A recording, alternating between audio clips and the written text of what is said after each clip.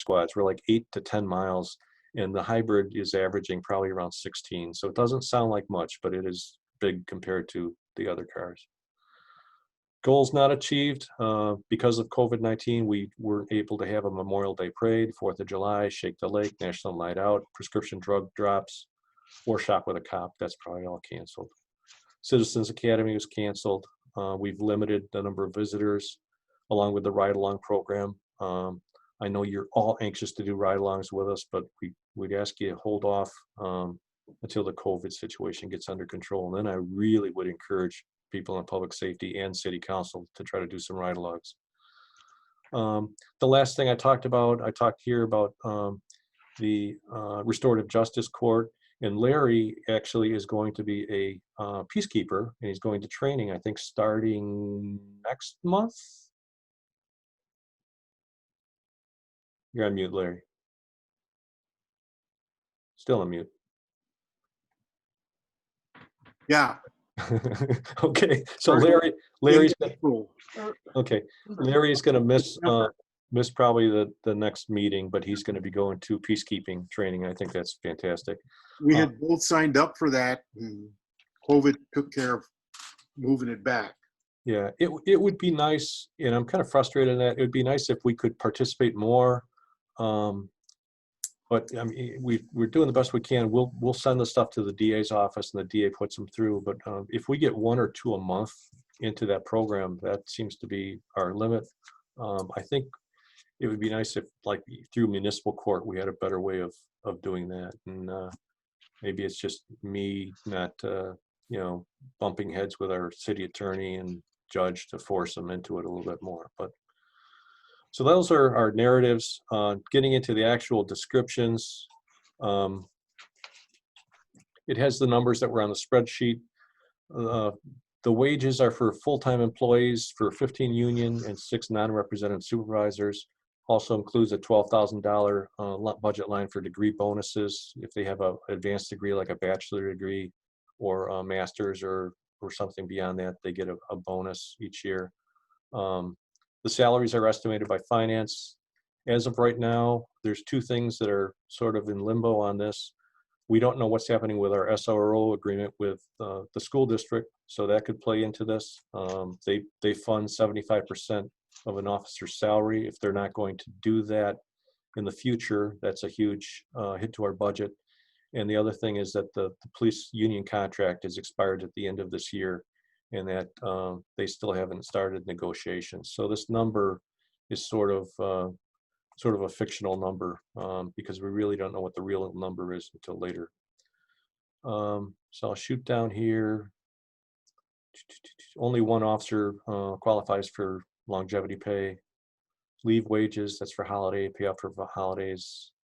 I put 1%, 0, -1, and -2 for the crossing guard. I didn't, in my -1 and -2s, I didn't take salary away from anyone. I don't think anyone, I would hope that that the city won't be cutting people's pay. So I just left it at the 2020 rate.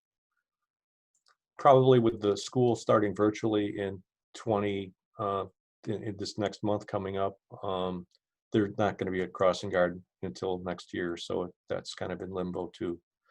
Overtime, I reduced overtime. I put it at 100,000, which is actually a reduction from 2021 just to make our numbers. I put it 90 for 0, 85 for -1, and 80 for -2. The closest I can come to an accurate number is in 2019, we actually had 95,000 in overtime that we put out. So overtime, it depends on how many special events we have, which we haven't had many. So our overtime is actually in pretty good shape this year to date. But as the union, if they get pay increases, that also increases the overtime rate. So this number, if all things were normal, that number in a normal year would have to also go up to help pay for the overtime. For grants for next year, and that's why I brought it up, are we going to be participating in grants or not participating in grants? As of right now, we had 31,000 in 2020. We're throwing 30,000 out there for 2021. Social Security, that's just a formula based on the above salary total. Wisconsin retirement, again, a formula. Finance reduced the liability insurance to a more accurate number. Health insurance is something that I can't control either. That's a number that we got from finance. I don't think they have a firm number yet. Training and conferences. I mean, the big thing right now is professional development and a lot of training. And in 2020, we had, somebody probably is looking at it before me. No. We had $10,000. So I left it at 10,000 for 2021. But again, you know, we have consultants that are going to be telling us what we need to do. So we're going to have money to do the things they tell us to do. Fitness incentive program. This is where officers twice a year have to take the entry-level fitness test. And if they pass that entry-level fitness test twice a year, then they get to split this $2,000. Normally, out of 21 full-time police officers, I might get 5 or 6 that will actually qualify for this. So they'll each get probably around $300 or so. Uniform allowance, I reduced this a little bit from 2020 to try to meet the numbers. And this also pays for bulletproof vests. By union contract, every 5 years, we have to buy new bulletproof vests. Telephone, I left the same, except for minus 2%, I reduced it a little bit. Copying machine, we're kind of locked into that. Now we get into a lot of stuff where I was able to hack some numbers down.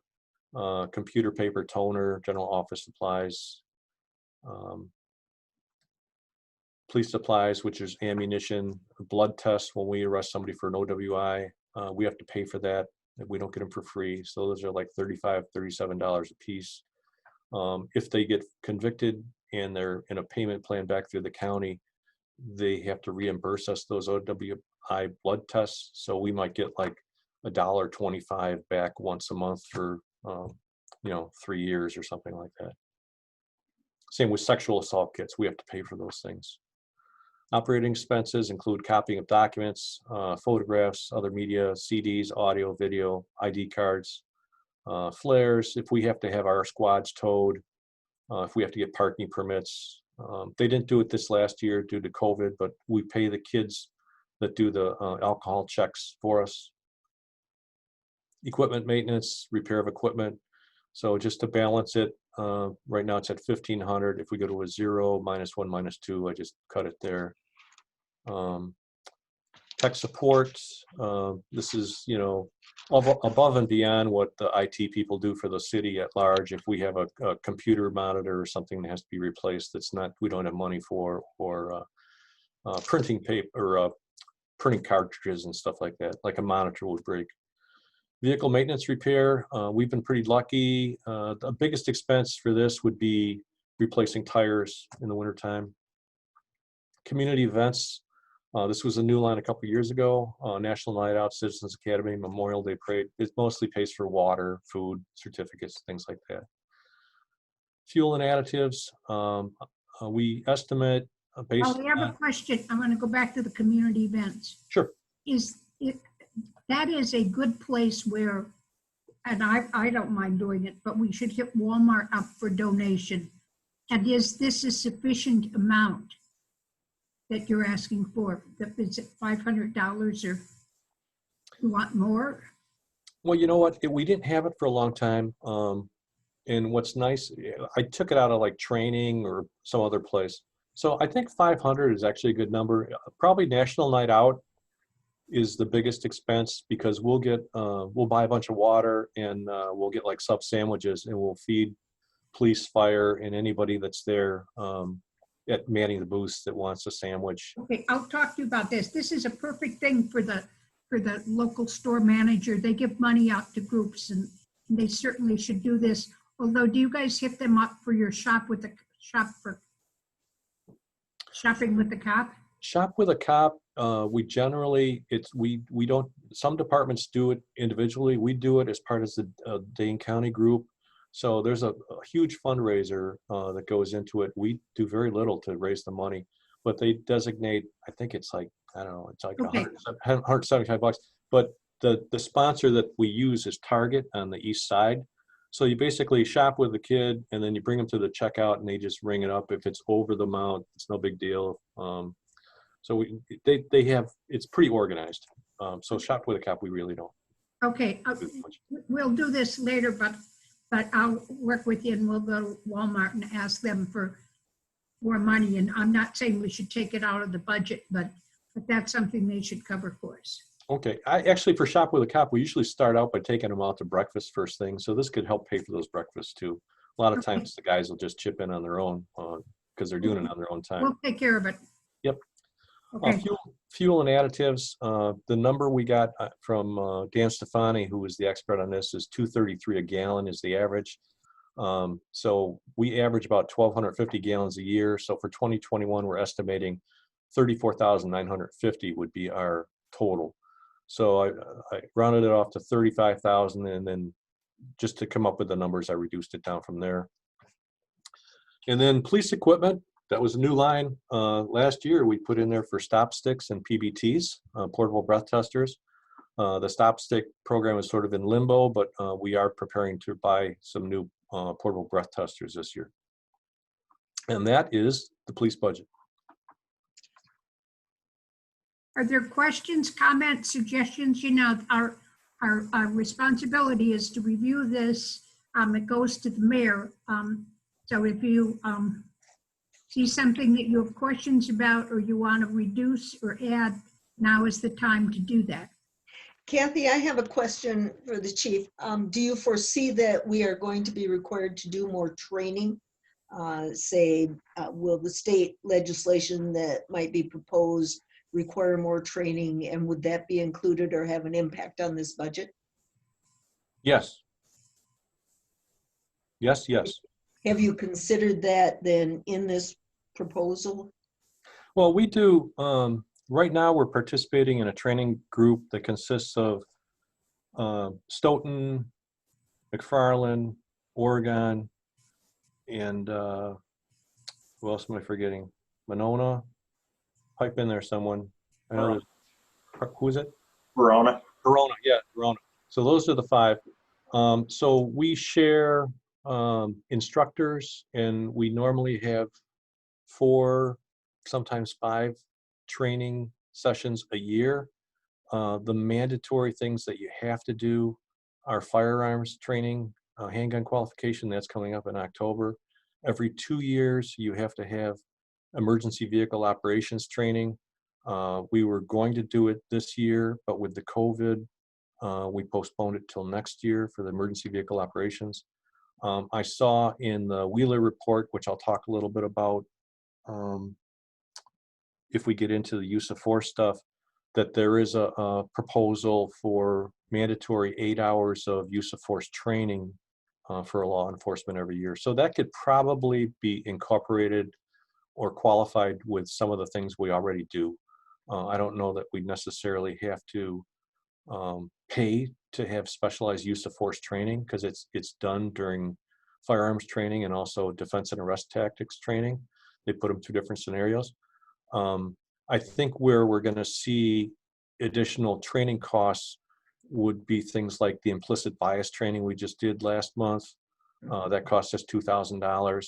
And I think you're going to get recommendations from the Nehemiah group. There's a line in there. They were supposed to do a study that the city was going to pay them $10,000 to review our training and tell us what kind of training we do.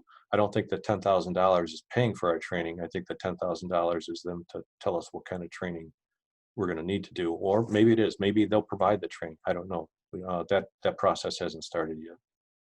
Yeah, just as a follow-up to Carol's question, I think it would be wise to put some additional funds in for additional training, both with the bias training as well as potentially things like de-escalation, where we might want to, again, we have to wait for those reports, but I'd be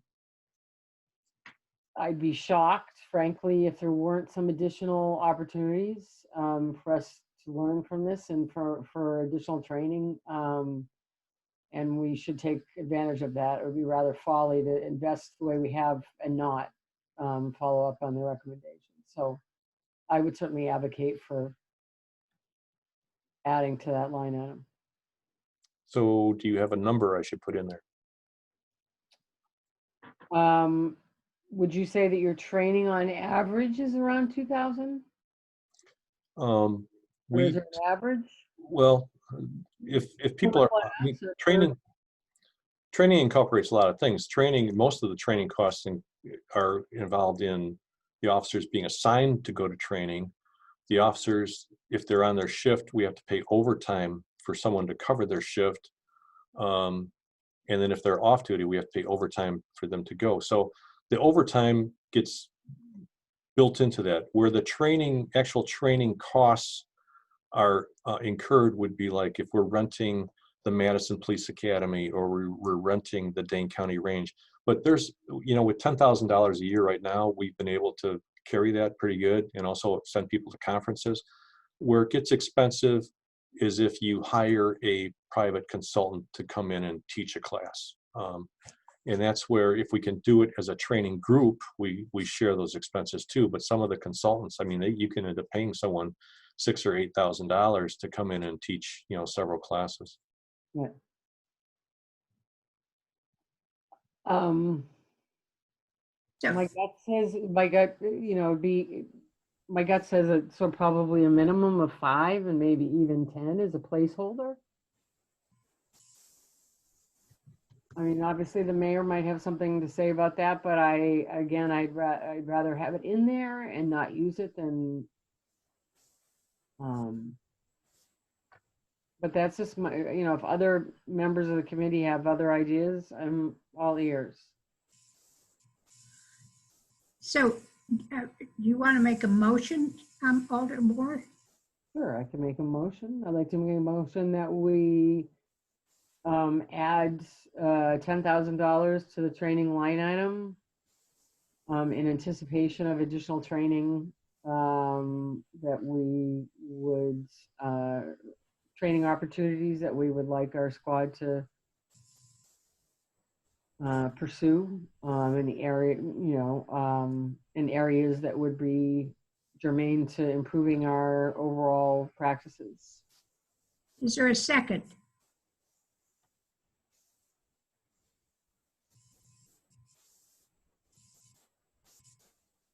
Is there a second to that motion?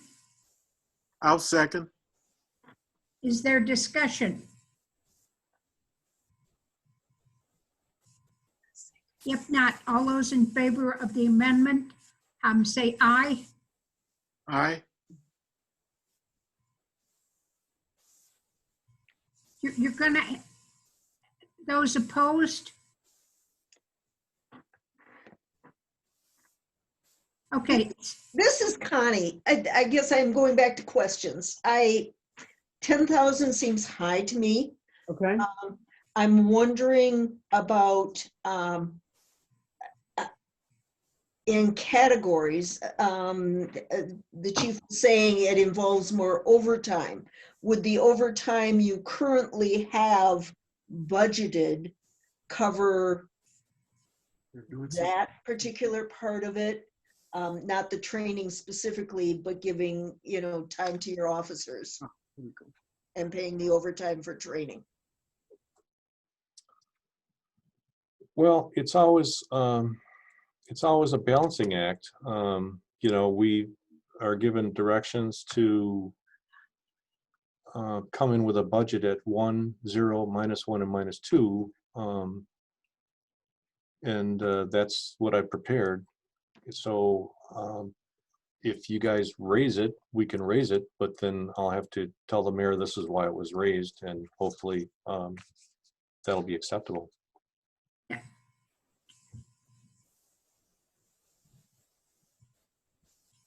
Connie, I'm confident that if the consultants recommend training on any of these issues, that if there is overtime needed to do this or additional funding, that the council will provide for that. Would you agree with that, Alder Moore?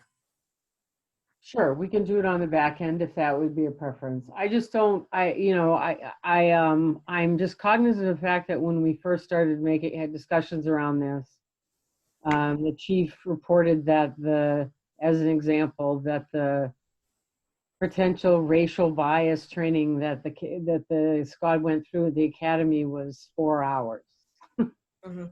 That clearly is not sufficient. So I just don't want to kid ourselves. I mean, it wouldn't be sufficient for anybody that I know.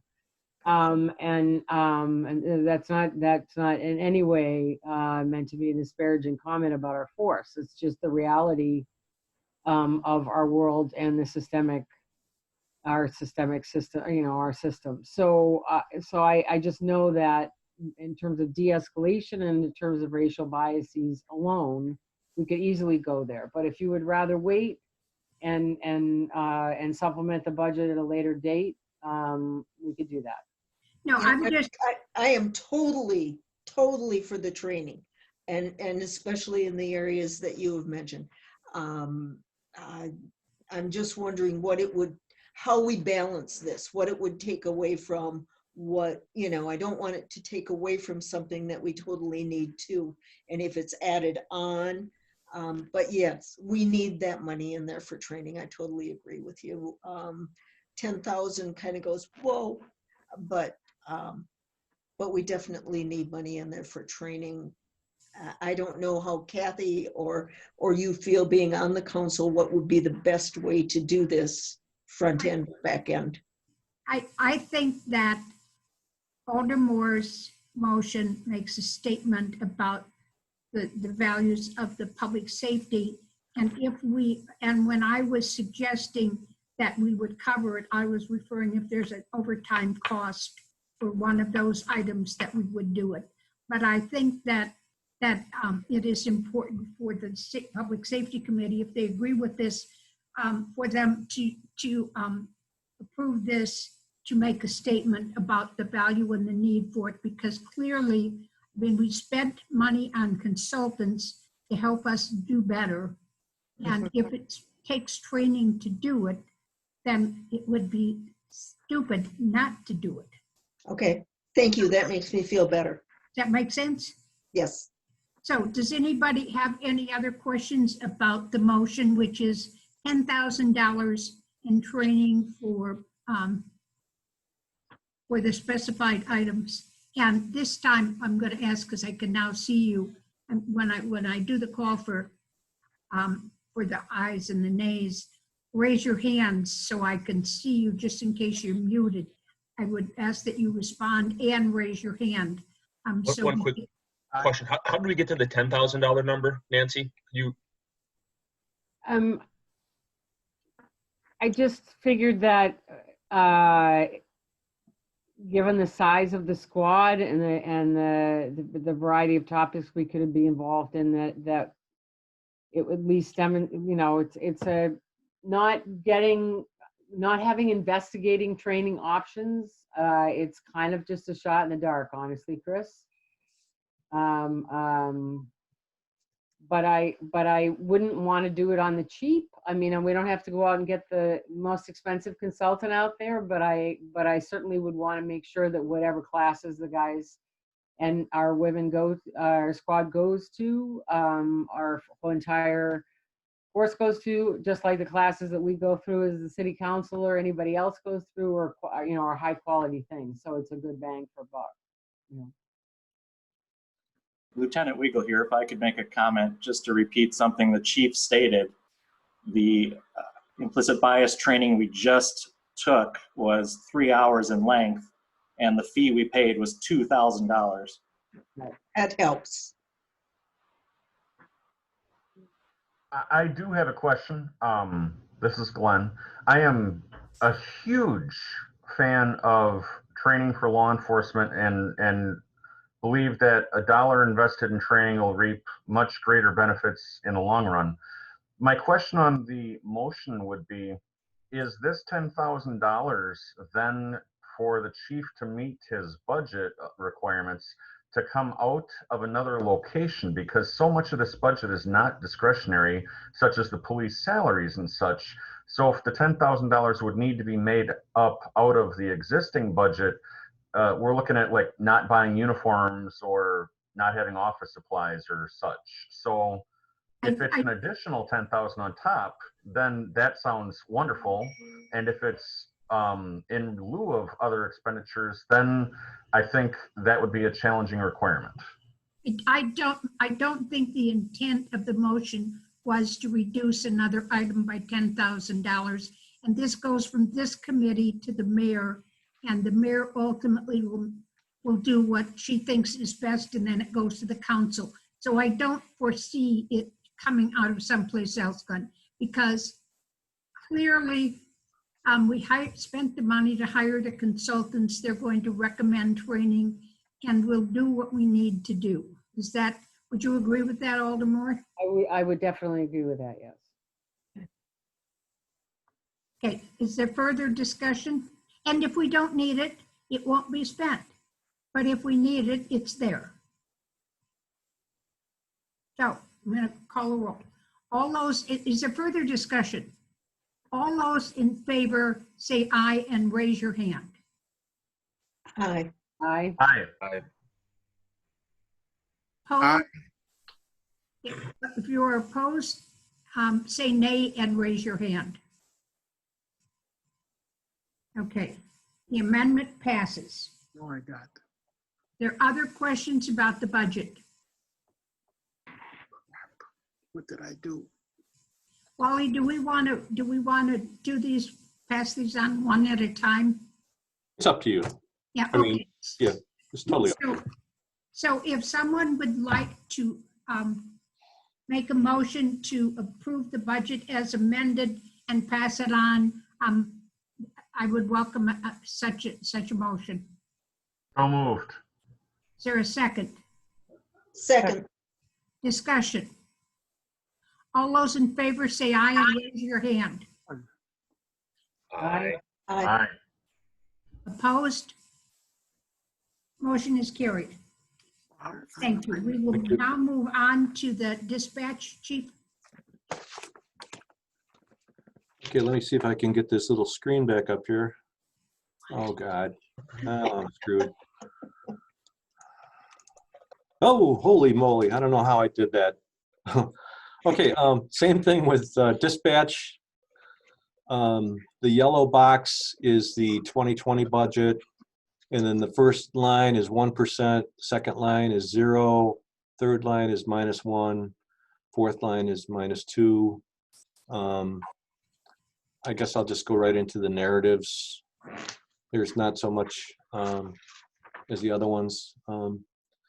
Basically keep our costs down while providing service to the community. COVID-19 has been extremely challenging. You know, we've been extremely fortunate that we had a couple scares. We have one going on right now on the patrol side. We're waiting for test results, but luckily none of our dispatchers have gotten ill. We put in rules obviously earlier than the rest of the city that people had to wear their face masks inside the police station. We started that much earlier than everyone else. Long-term goals, maintain dispatchers, maintain part-time dispatchers when we can, so that Lieutenant Duman doesn't have to fill in. Continue to work with Dane County Dispatch Training, continue to monitor improvements to DaneCom, monitor issues employees may encounter. We're making the transition. They're training with it right now. I can hear them screaming down the hallways during the daytime, back and forth about, did you get this and did you get that? And we're about to transition from the global records management system to the Zerker records management system, probably in the next couple of months or so. I left some things in here because sometimes it gets old, but with new alders, it's good to have a little reminder of significant program changes. So it has in there in 2007, we added a 5th dispatcher. In 2009, due to budget shortfalls, we lost our 5th dispatcher. In 2010, the actual dispatcher was cut from the budget, and then in 2018, it was put back in. So whenever you know, hopefully this will still be here for a while, because as people come and go, they forget these things. I'm just grateful that in 2020, we didn't do another dispatch study. It seems like we've done a dispatch study every 2 or 3 years since I've been here. And at the end of the day, it's like, well, the best service to the community is to keep our independent dispatch. So that kind of summarizes some of these other points. Goal achievements in 2020. The big one is making this transition from global records management to Zerker records management. We also, actually, it should be in the police side too. We did complete the 3-hour implicit bias training, and that included all the dispatchers. Training is always tough for dispatchers because there's so few of them, and for covering staff. You know, with the COVID pandemic, the training conference in our training schools, some of them had to be canceled. Sarah, if you're there, do you have anything to add to like this transition and why we're doing it? Maybe remind people why we have to go to Zerker from global. Sure. The federal government or FBI is mandating incident-based reporting to begin January of 2021. Our current record system is not capable of reporting to WIBERs or NIBERs. And so we have to make the switch to a new records management system that is capable of doing that. The current one, we do a summary-based reporting, and where we will see a difference in our statistics as a result of this.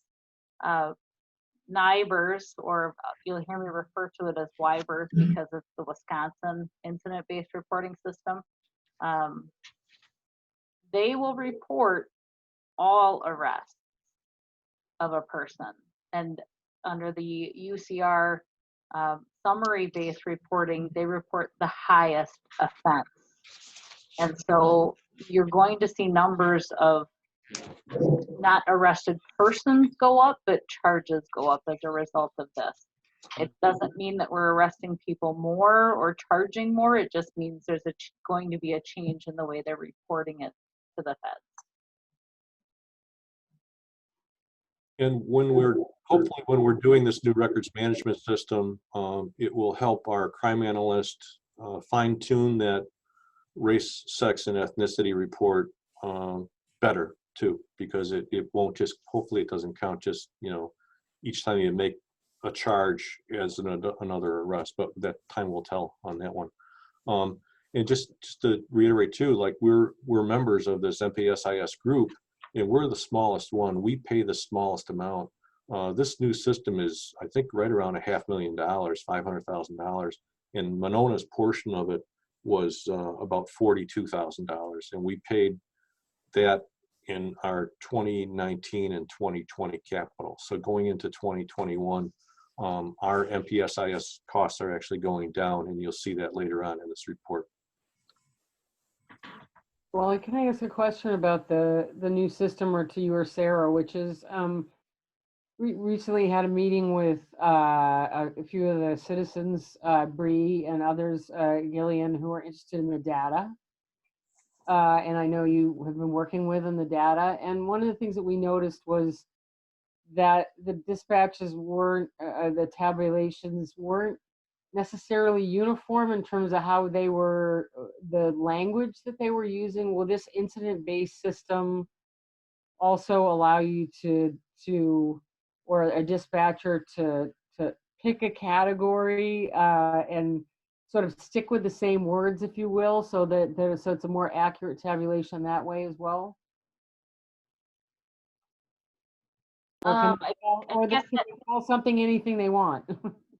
Are you talking about like call titles Yeah. more so than arrests? The type, well, no, yeah, the call titles, yeah, which in some cases ends up being arrest, but certainly with call titles, yeah. Sure. So we are given a certain list of call types or natures, they call them, in the CAD.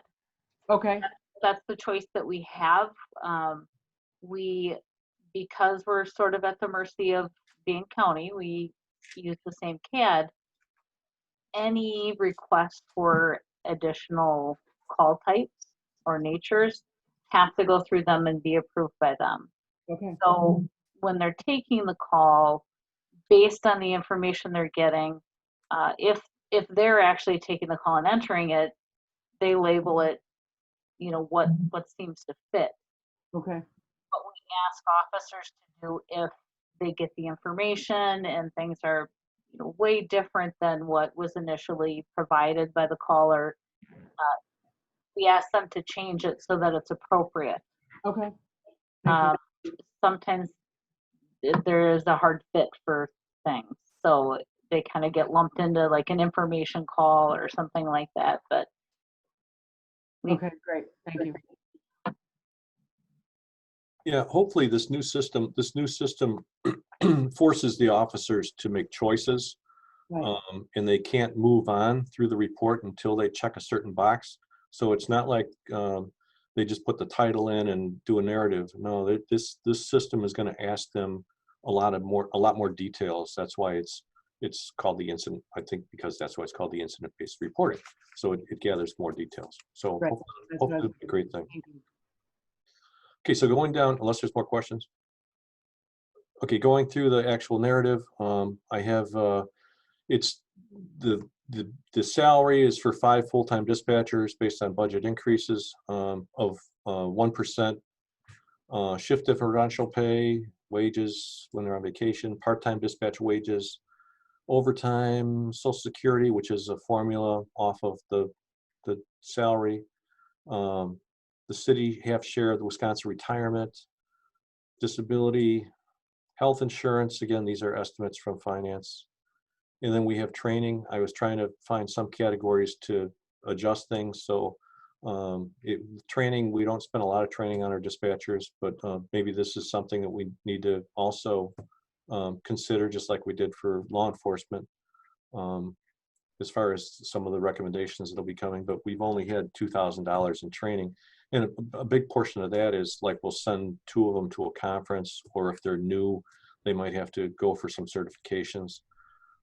Uniform allowance is 0. That was taken out last year. Criminal records checks.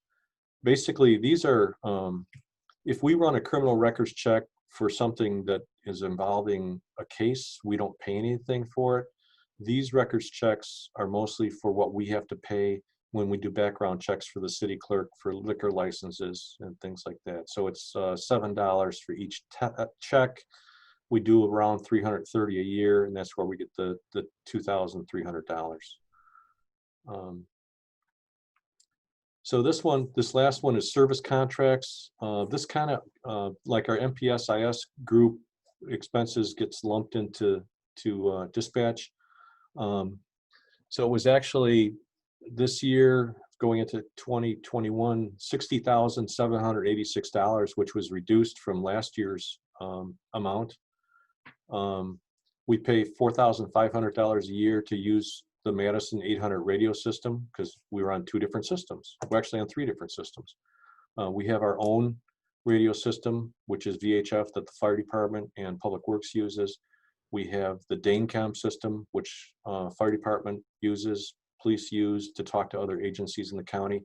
And then we have the 800 system, which works better in our specific area because we're surrounded by Madison and it has better coverage.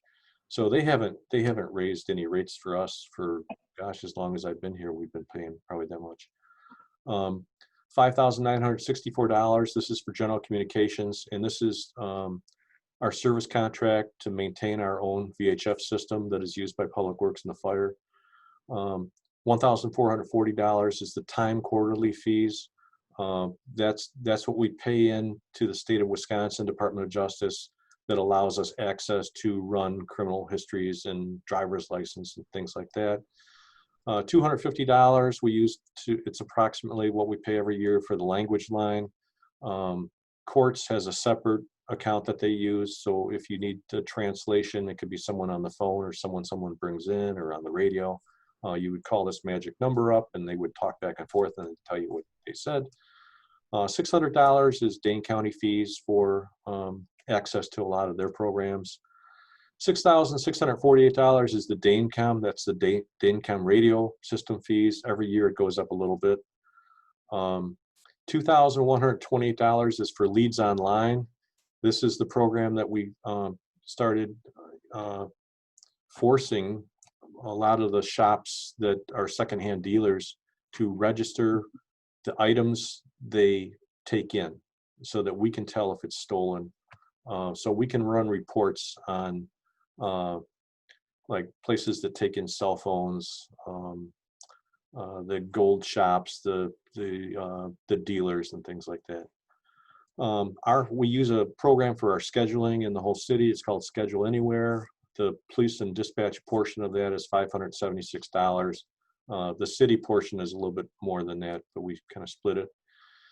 $624 for Deer Creek Technology. We might be moving away from this, not 100% certain.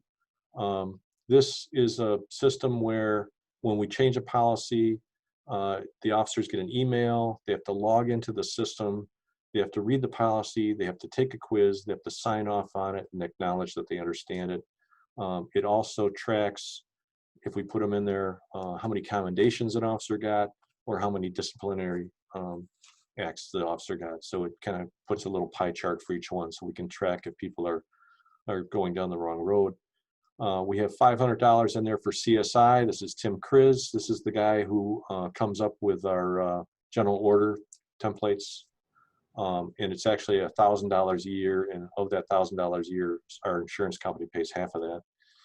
And $2,500 for TRAX support. TRAX is the program we use for traffic citations, traffic crash reports. It's pretty much mandatory statewide that everything has to go through this system. So I have in red that we observed a demo, and this was actually last week, of a policy managing program called Power DMS. And it's around, well, they gave me a bid for a little bit more than this. The bid was like $8,000, but it should be around $5,500 a year. If we were to go to something like this, we'd probably take out the Deer Creek Technology and the CSI amounts. But Middleton Police Department uses it, Cottage Grove Police Department uses it. Both Sarah and Kurt sat in on the demo. I think they were pretty impressed with it. It really helps when you're trying to maintain your policies or general orders because it tracks every change. Everything is paperless.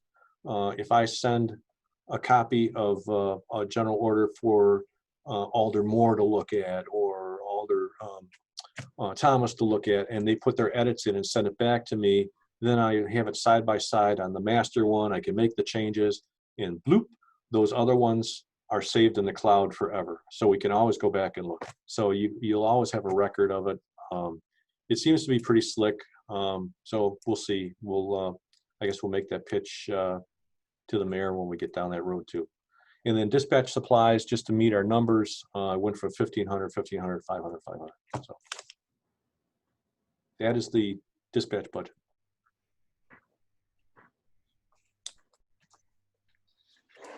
Questions or comments? If not, a motion to approve and pass this on is Sorry. Alder Moore. Sorry, I just wanted to inquire in terms of the dispatch interactions with callers or with or to the extent that they are also interacting with the people that come into City Hall. Would you say that they would benefit from the kind of certainly not at the level that we're talking about for the full squad because it's a small group, but would you say that it would be an asset to have them go through some additional training as well? Oh, absolutely. I think the dispatchers, I mean, every time I've seen them at the front window, they are extremely professional and polite. I've never seen a bad interaction with the public. Sarah sees it probably more often than I, because she's sometimes working up there, but they are unfortunately the people that probably get the least amount of training once they get through their initial training, other than sort of on the job and brushing up on how to process things. So any extra training we can get to the dispatchers, I think, would be phenomenal. What would you recommend, commensurate with what we just saw, we suggested for the squad? Would you say to put maybe an extra 1,500 or 2,000 in there? I think that'd be great. That'd be great. Okay, I'd like, Is that a motion, Alderman I Wood? would like to make a motion, yes, to add $2,000 to training for the dispatchers. Is there a second? I second. Discussion? All those in favor? Raise your hand and say aye. Aye. Aye. Opposed? Amendment is approved. Is there further discussion on the main motion? All those in favor? Aye. Aye. Aye. Was there a motion to pass the budget? Okay. Sorry, did we miss that? Before you can amend, Aldermore, we need a main motion. I would like to make a motion to approve the dispatch budget as amended. Is there a second? Glenn? And the amendment stands, and we will, all those in favor of the main motion, say aye. Aye. Okay. Opposed? Motion passes. Is that it for you, Chief? We can Yeah, now, I'm going to take a break, but I'm going to bring the budget up and I'll try to follow along with Dan. okay, Dan, do you want to do the fire EMS budget for us, please? And also, when you get done, give us a report. I'm hoping to get Dan out of here at a reasonable time and let him go when we're done with his part of the program. Thank you for that, Kathy. I really appreciate that. And I'm going to have to apologize up front. This was the first budget that I ever did in my 41 years here. So I had some good assistance, but it may not be as 100% accurate as it should be. So I'll apologize right up front. Essentially, the same instructions were given to me by the finance that 1% plus 1%, 0, -1, -2. Most 85% of the budget essentially is staff and benefits, and those numbers were provided to me. So I basically kept those consistent through the +1, 0, -1, and -2. Contract wages for the firefighter paramedics, wages, overtime. I believe I did reduce overtime in the last column. No, I didn't. Our health insurance numbers were given to us, and that's an estimate. We did have some reduced costs as far as longevity, because we have some newer firefighters now, and so that was calculated into that. The most significant thing in here, if you look at the second to the last item, the fire EMS coverage, POP, paid on premise, you'll see an $87,000 value there. That was due to $57,000 being injected last May to make the program whole again for the balance of the year. In calculating it out, if I were to do 3 shifts for 12 hours a day, it works out to $49,275. I rounded that up to 50. You'll notice at the bottom it says it's a -5%. That in actuality would be a positive number, but because it reflects the added money in there, it should be, it's going to be probably about a 2% increase. Dan, if I can ask you a question about that. Are we going to, I don't know if the committee remembers, but we had some challenges with this because it was much greater than what was budgeted this past year. And so Dan and I and some other people did some scrambling to make it whole. But how are we going to ensure that it doesn't happen next year? Do we have a limit on the number? Yes, we do. We actually put controls in place.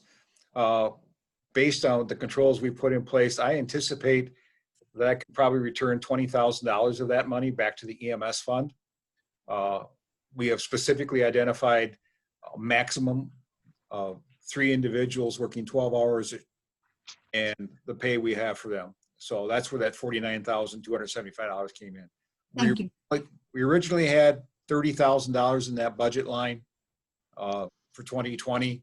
And that was expended by the end of April.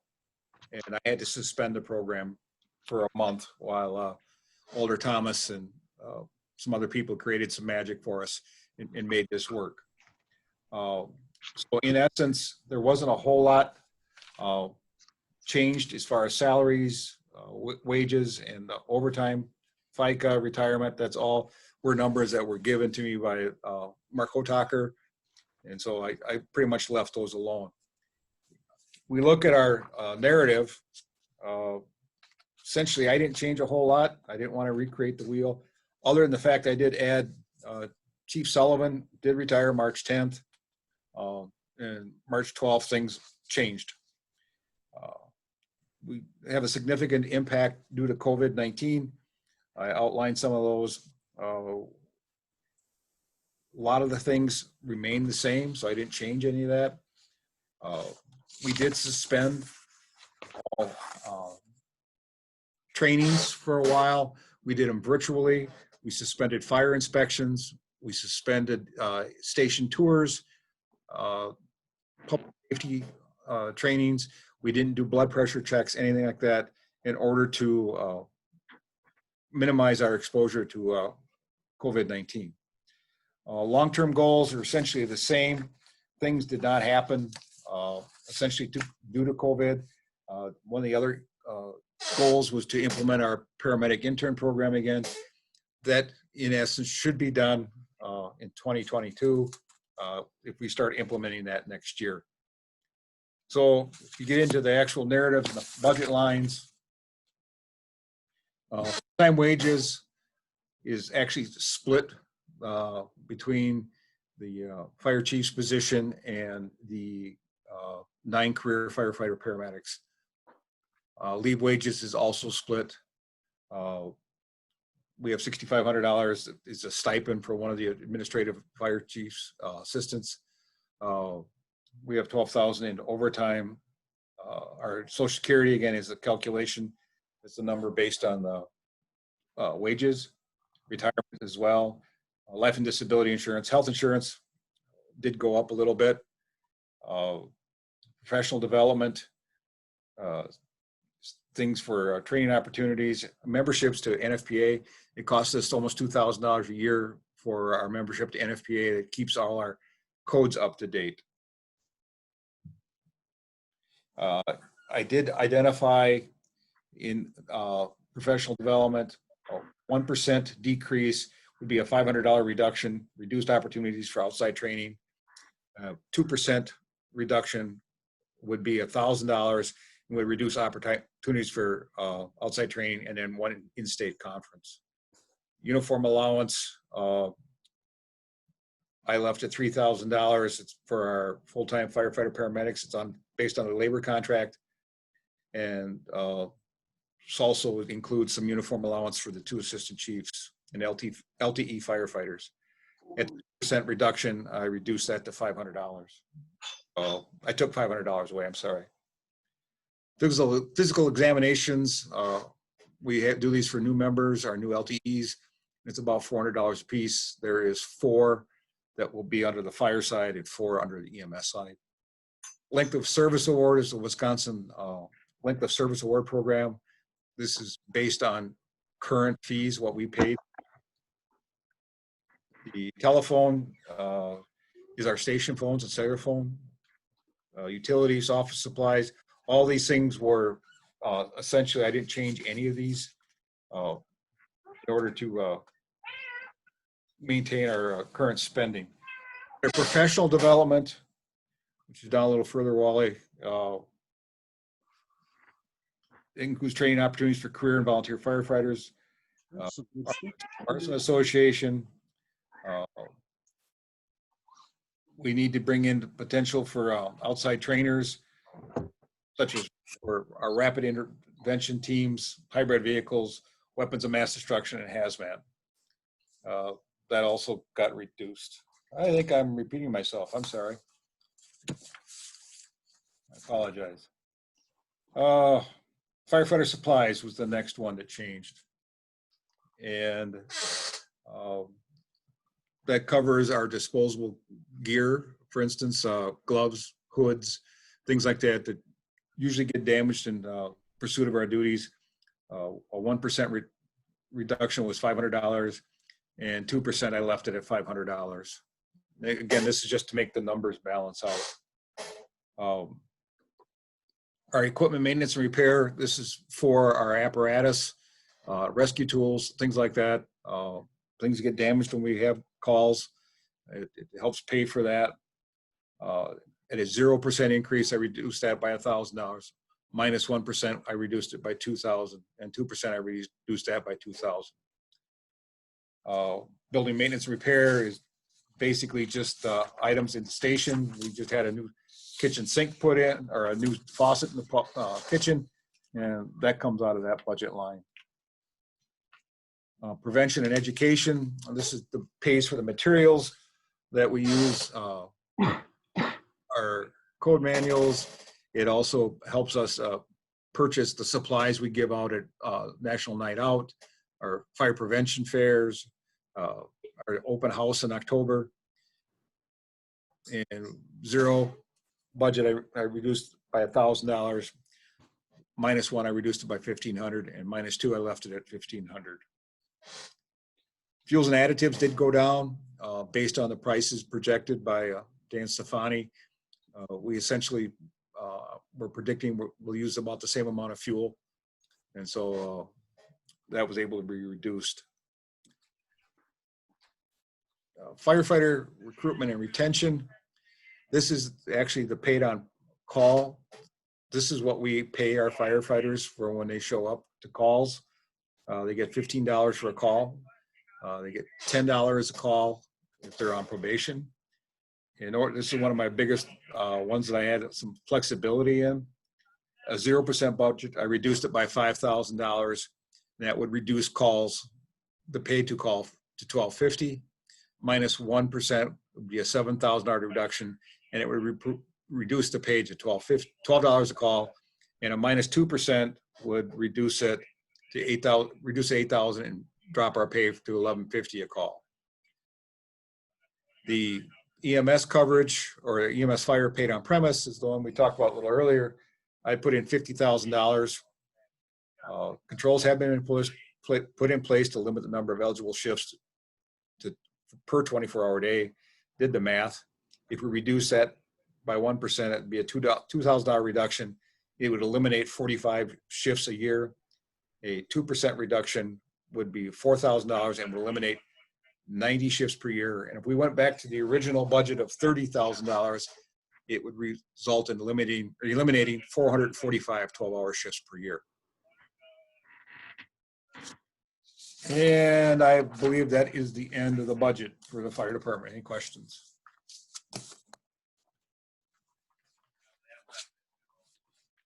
Questions or comments? Yeah, would fire department receive any of the implicit bias training? I've had conversations with the administrator about that, and the response I was given was to wait until a direction is obtained by the city, and we'd have a uniform approach to the training. We talked about the implicit bias training for all members. There's 41 members, and I believe it was $80 a person, Wally. That's right. So about $3,200. And I was told that we'll see what the actual direction the city wants to go. And then we're not opposed to it. We just, we're doing a wait and see right now. All right, thanks, Dan. Any other questions or comments? If not, a motion to approve and pass on is in order. Approve, a motion to approve. Is there a second? Okay. Discussion? All those in favor say aye and raise your hand. Aye. Aye. Opposed? Say nay and raise your hand, please. Motion passes. Ann, you want to do the EMS budget? Sure, I'd love to. Here again, a lot of the numbers were pre-populated for me by our finance department. You'll note that There is a transfer to the general fund that came out of the budget of 57,000. That's out of the EMS fund. That's what paid for our paid on premise program and the fire side. So if you look at the bottom of it, you'll see that there's a -8, -9, -9, and -9 expenditure because of that one-time influx of funds. Essentially, it's the same thing. Salaries. Let me go back and talk about our narrative, our challenges and opportunities. We talked a lot about COVID. How we respond to calls is determined by questions asked by the Dane County Comm Center. They ask a series of questions, and depending on the caller's response, will determine the degree of protection that we utilize. We've changed the way we respond to calls. Generally, we will send one person into the call that is fully protected, and as warranted, we'll add more personnel, and they will have to don their equipment as necessary. We wait outside the building, we stage outside until needed. The Monona Police Department is one of our partners. They respond to all the calls, and because of COVID now, they're in the area, but they don't necessarily come by the call unless we ask them to. So again, the way we respond to our calls is changed. We've purchased extra items such as that we have a single-use HEPA filter that we put on any airway device that has a potential to put COVID-19 virus particles into the air, aerolize them.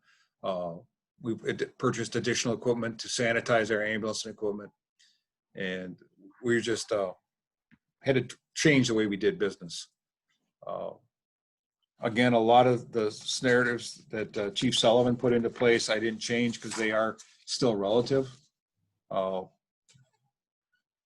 I think that's all I need to say about that.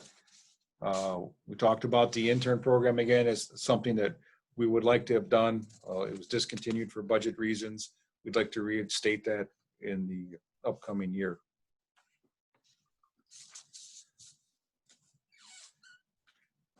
Under the revenues, general property taxes is estimated to be $211,000. At 0%, it would have been 209, -1, 205, and -2, 203. Public safety aids, we do get an annual EMS funding assistance program grant. We have applied for it. We just have not received it. Generally, it's $3,500. But the way the state's been working lately, I'm not really anticipating that right now. Our ambulance fee was budgeted at $465,000. And I had indicated originally earlier in my report that our July revenues was $38,437. If that trend were to continue, we'd be about $461,000 for the year. As of June, our revenues have been just almost $200,000. So we're pretty close to being on target. We also are currently about 74.6% of our run volume of last year. So we have seen an uptick now since people are going back to work wearing masks or whatever. Crashes are going back up. We had 8 calls in 3 hours yesterday. So we are starting to get a little busier, and I think that's coming forward again. Wages, again, it's the same formula. On the fire side, it's basically half. It's shared between both accounts. Professional development is at $11,000. That is pays for our refresher training. The state of Wisconsin requires we have 48 hours every 2 years.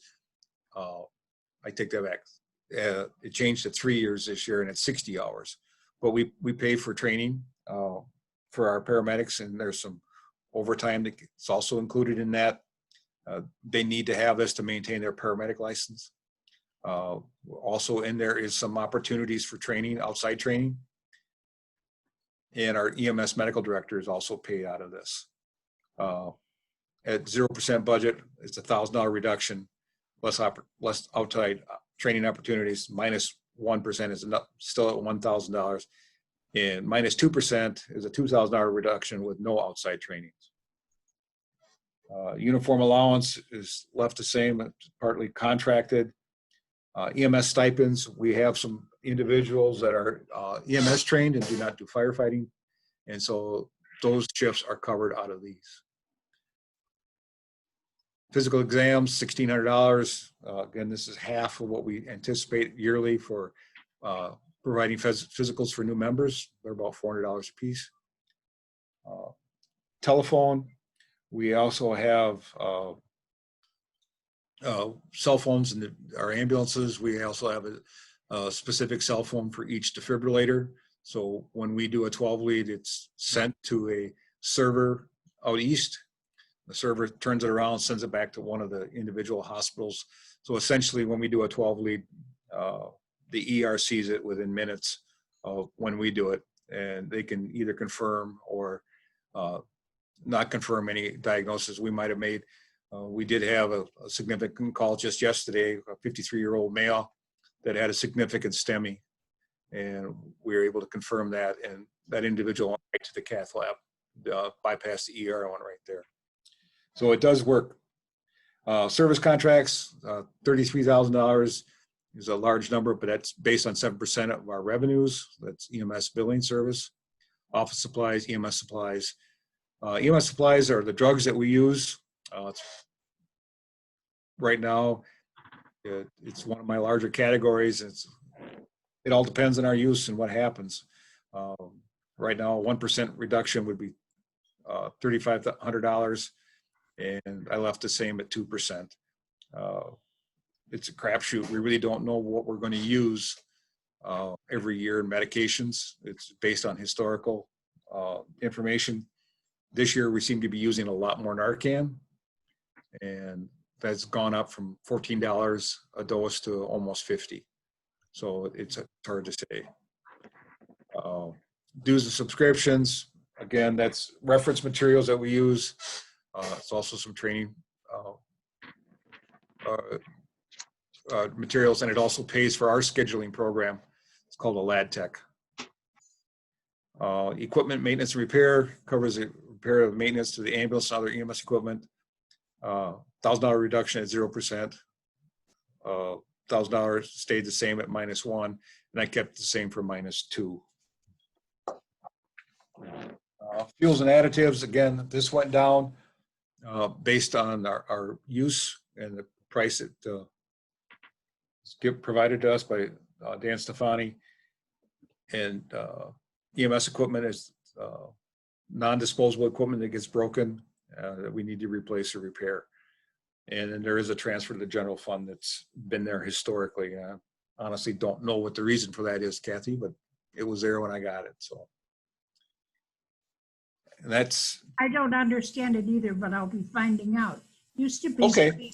It used to be, I think for accounting purpose, they charged you, billed you or something. You know, it used to be for accounting purposes, but I mean, it seems sort of silly. Well, okay, but I have no rationale for it. And again, not doing this before, I just left it in there because I didn't know where the importance of that was. I agree with you. So does anybody have, other than the curiosity about the transfer to the general fund, does anybody have any questions or comments? I'm assuming the issue about training is the same for the EMS. I would agree with Wally. Training would be good. I don't want to exclude any of the paid on-call members either. So, I mean, I'm looking at a number of between 42 and 44 people. Yeah, So, and I think the council will have to deal with that in terms of when the reports come in from the consultants. that's my understanding, that we want to have a consistent direction of training, whether all city staff gets it. So we're not opposed to it. We will certainly do it. It's just We just want a direction that's consistent. Yep, well, I'll wait and see. Does anybody have any questions or comments? If not, a motion to approve and pass on is in order. So moved. There's, Second. any questions, comments, discussion? All those in favor say aye and raise your hand, please. Aye. Opposed, say nay and raise your hand, please. Motion passes. Dan, do you have anything else you want to report to us, and then you can be excused? Okay, there are a few things I'd like to mention. I did talk about our revenues. I failed to mention it last month, but our Monona Fire Department Association purchased PPE for our department's use. We purchased 630 N95 masks and 1,000 surgical masks at almost a cost of $2,500 and donated that to the city. An additional 200 surgical masks were donated. So we're doing a pretty good job of having personal protective equipment here. We're pretty judicious in how we use it. We go through quite a bit of it. Every time we put a patient in the back of the ambulance, we put a mask on them. And so it was a very generous donation from our association. We are continuing to train in small groups, and we wear masks, and we are maintaining social distancing where possible. But it's important for us, my officers feel that it's important that we do hands-on training and get everybody back so we can get them out here and have them proficient in the event of a call. I was recently contacted by a resident about lack of parking restrictions on the northwest corner of Winnequa Trail and Tony Watson Trail. The concern is that boats or vehicles and boat trailers park tight right to the corner. Parking is restricted on the other side of Tony Watson Trail due to the temporary order the mayor had put into place. And the individual is concerned about our apparatus being able to turn from Winnequa Trail onto Tony Watson Trail. I looked at it again today, and it doesn't seem to be real bad. I do know that there are times individuals will park their vehicles and almost literally the boat trailer is almost into the intersection. There is no 4 or 5 feet of grace between the corner and the back of the vehicle. So that's something that may be addressed. I've been keeping an eye on it.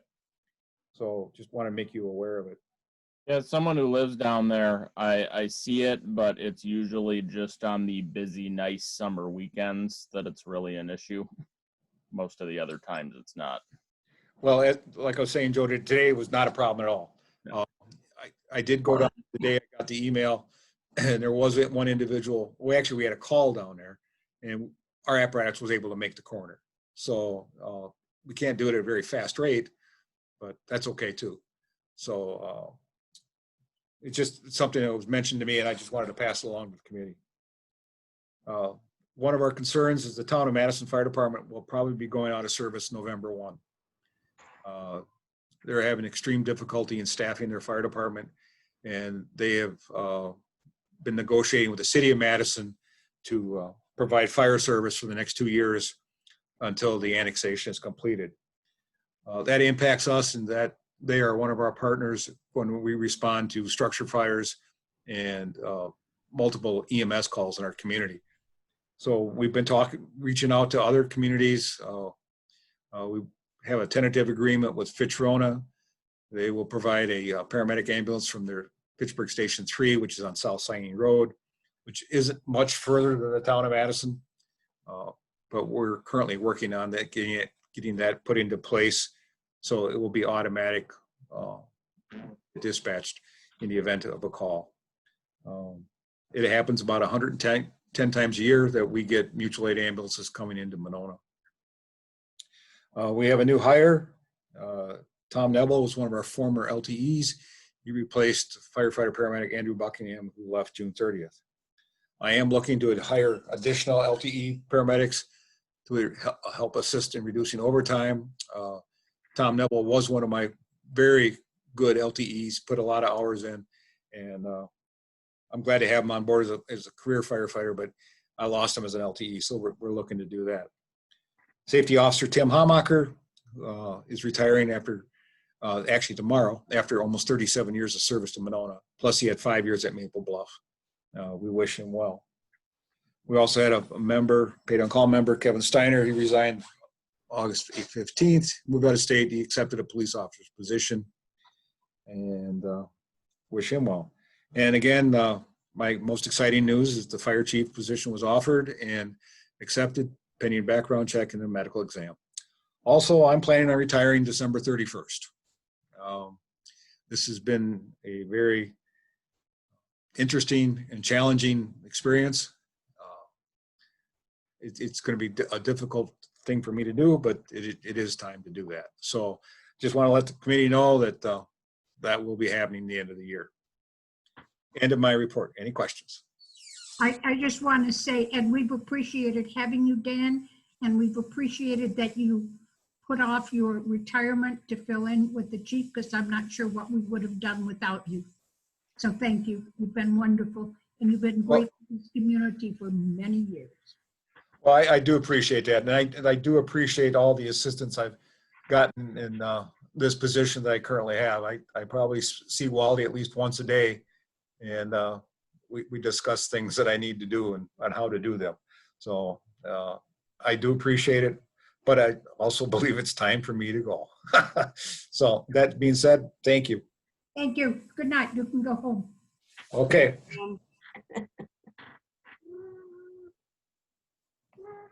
Okay, we are next going to deal with item D, discussion action on General Order 6-02 vehicle pursuits.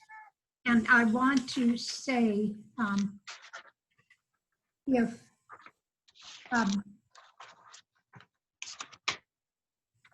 the chief will open that up, and I'm looking for the statement.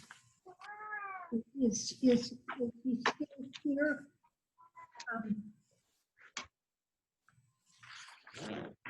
Is Jonathan Ferris still with us? While he can't actively join in the conversation with us, I know that the police chief has high regard for some of his comments. And so if the chief, or if any of, I think he's going to address some of his suggestions, or if any of the members have questions for Mr. Ferris, please feel free to ask him, and please feel free to respond. So Chief, you want to start us off? Yeah. One other thing, I assume you all, we tried to forward to you the comment from Doug, from Mr. Ferris, and from Mary Delaney. Did you all get those emails? We did, and Kathy, if I might suggest also that, because I very much want to thank Mary Delaney again for being here, and Jonathan Ferris, and again, Alder Goforth for identifying those resources. And I'm wondering if we might extend the same offer to Mary Delaney, which is to say that in our discussion, if we have questions. Is she here? I can't see her on my screen. She is. Okay. I'm sorry. Yeah, I think the chief will, I'm sorry, Mary, I apologize. Yeah, if you have questions for her on any of her suggestions, please feel free to ask her. And with that, I'm going to turn it over to the chief, who can start us off on the discussion. Okay, so I guess I'll start with, this started with the stop stick SOP that we sent to City Council, and City Council also wanted, after the first read, they wanted to see our vehicle pursuit policy, which we had put in place back in February. So that went before the City Council, but it really wasn't on the agenda for any action. It was just discussed slightly along with the stop sticks. So before that we could proceed with the stop sticks, they wanted the pursuit policy reviewed by public safety, and then once it was at an acceptable format, bring back to City Council, because the stop stick SOP refers to segments of the pursuit policy. So I'm just going to jump right into, this is a copy of the pursuit policy that you should be seeing. Are you seeing it on your screen? No. No. No. Okay. Thank you.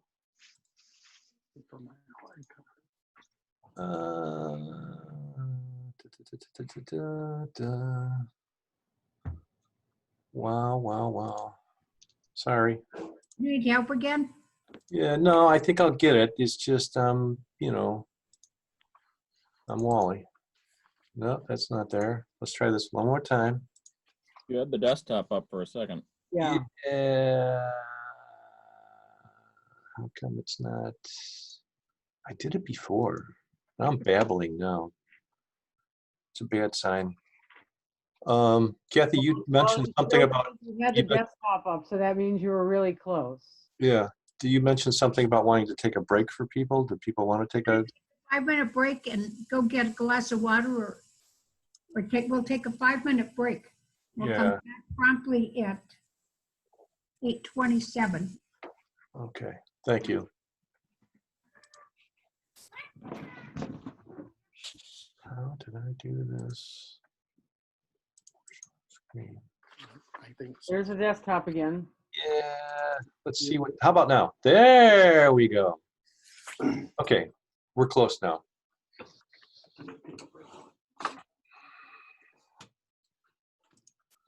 Okay, I think we got it.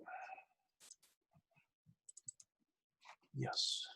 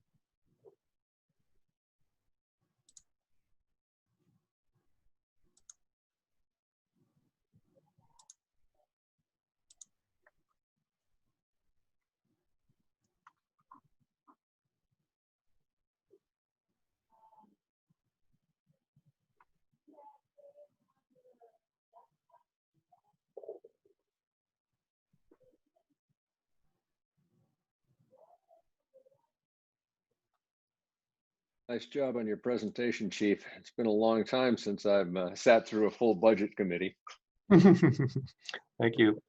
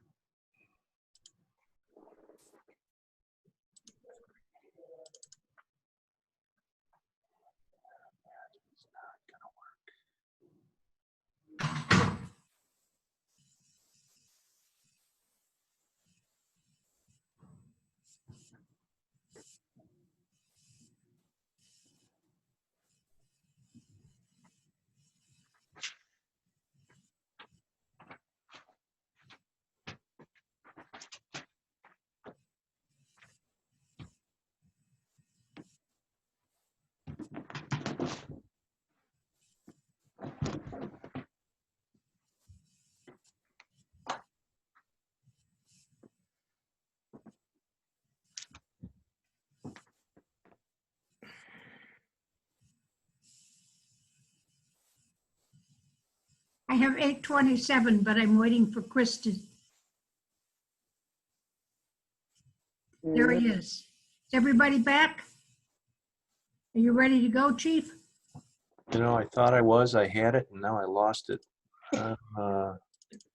Okay, here we go.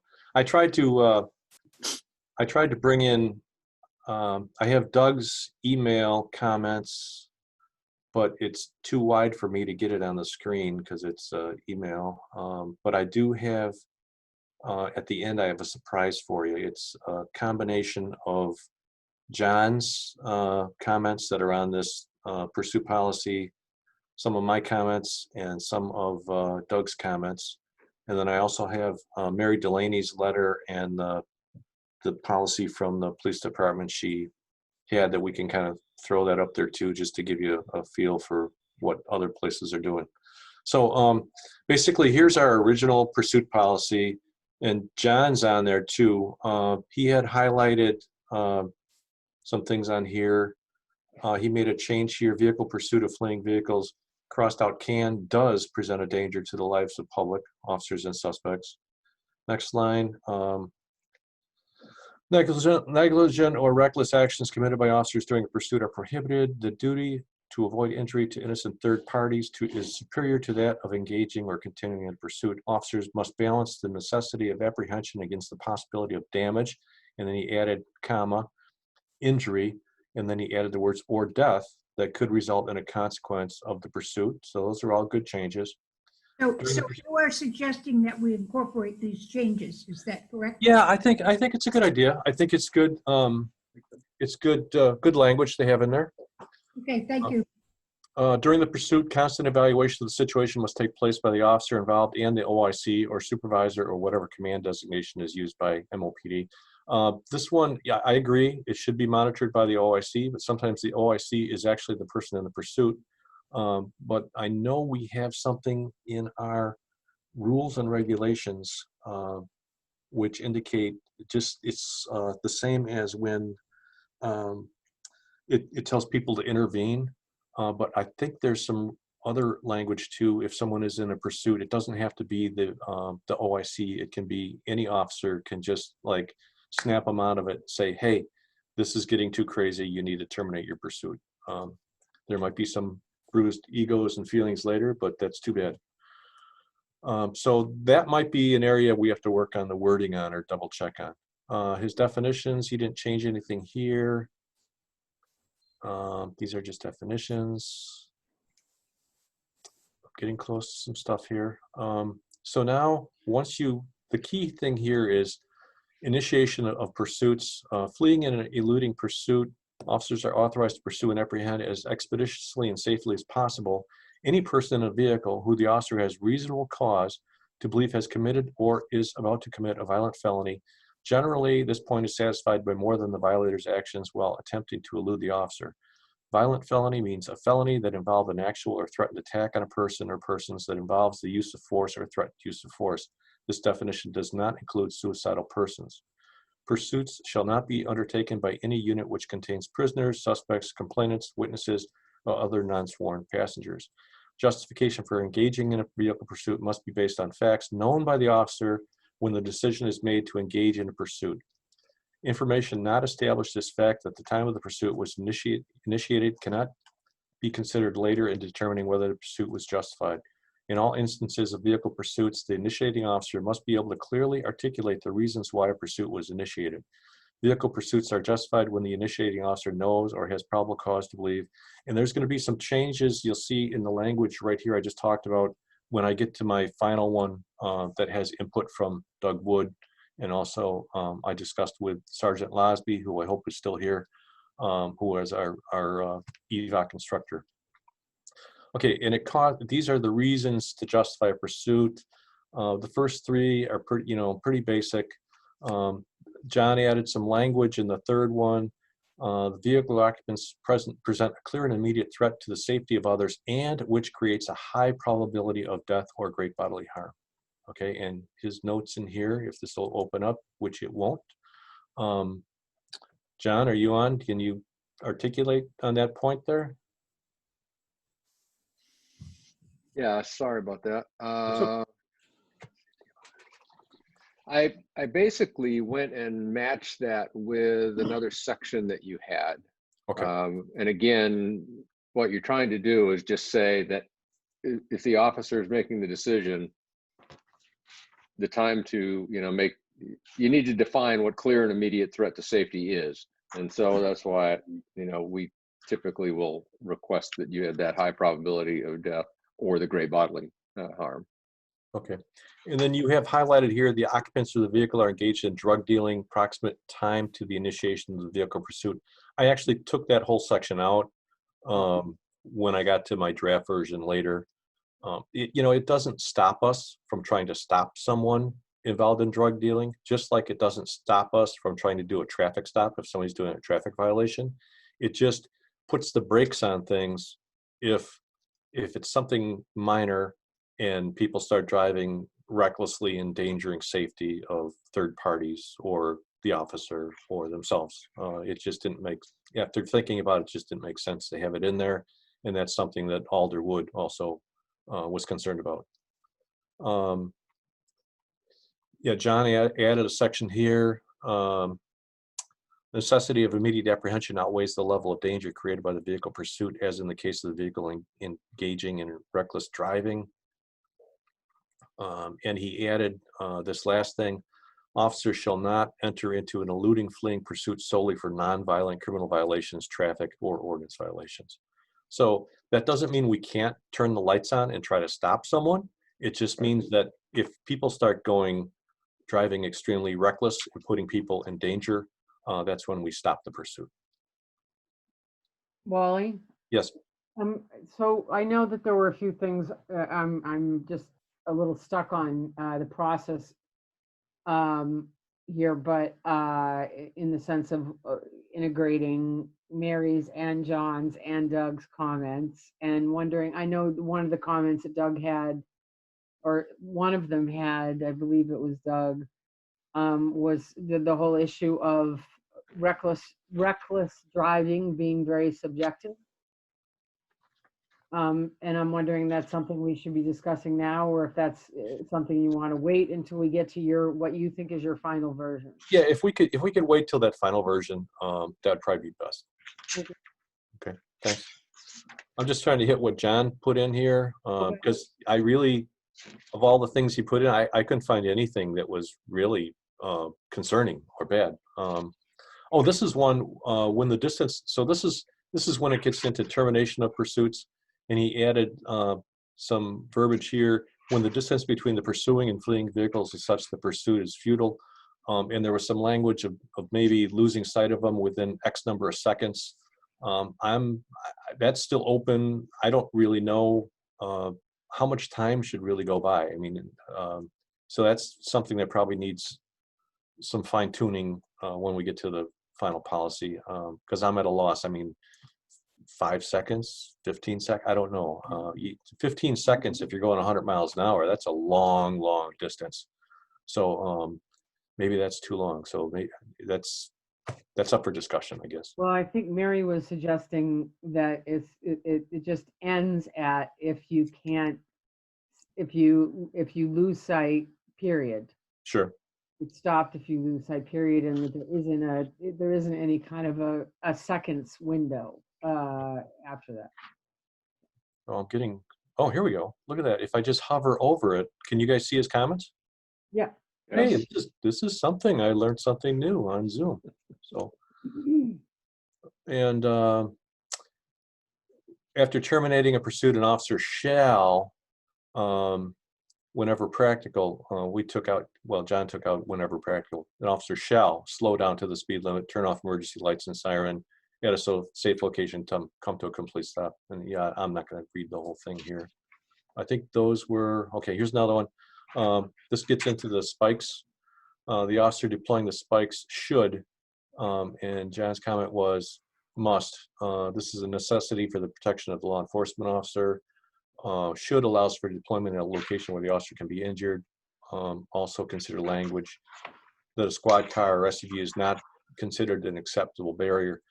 We traded some emails back and forth because one of the things I put in the stop stick SOP was that when officers are on the opposite side of the Jersey barrier, I was concerned. Well, let's back up. Apparently, when you're on the other side of a concrete barrier, that is a safe area. But my most concern wasn't the vehicle they're trying to stop. My concern was the vehicle that could potentially be coming up behind them. If they're throwing the stop sticks and they have their car behind them, is that car sufficient to protect them? I don't think just one car is. So what I put in the SOP was that if they're going to do that, they need to have a second squad behind them to act as a buffer. And also that second officer acts as a spotter so they can be watching behind them, because the belt line goes in two directions, that you don't have some drunk driver coming up behind you at 100 miles an hour that's going to hit that officer's car or hit that officer when he's pulling those stop sticks back. So that's an added layer of safety that's the one thing that gave me a lot of concern about even going with the stop sticks until we figured out something to protect that officer when they're on the opposite side of the belt line.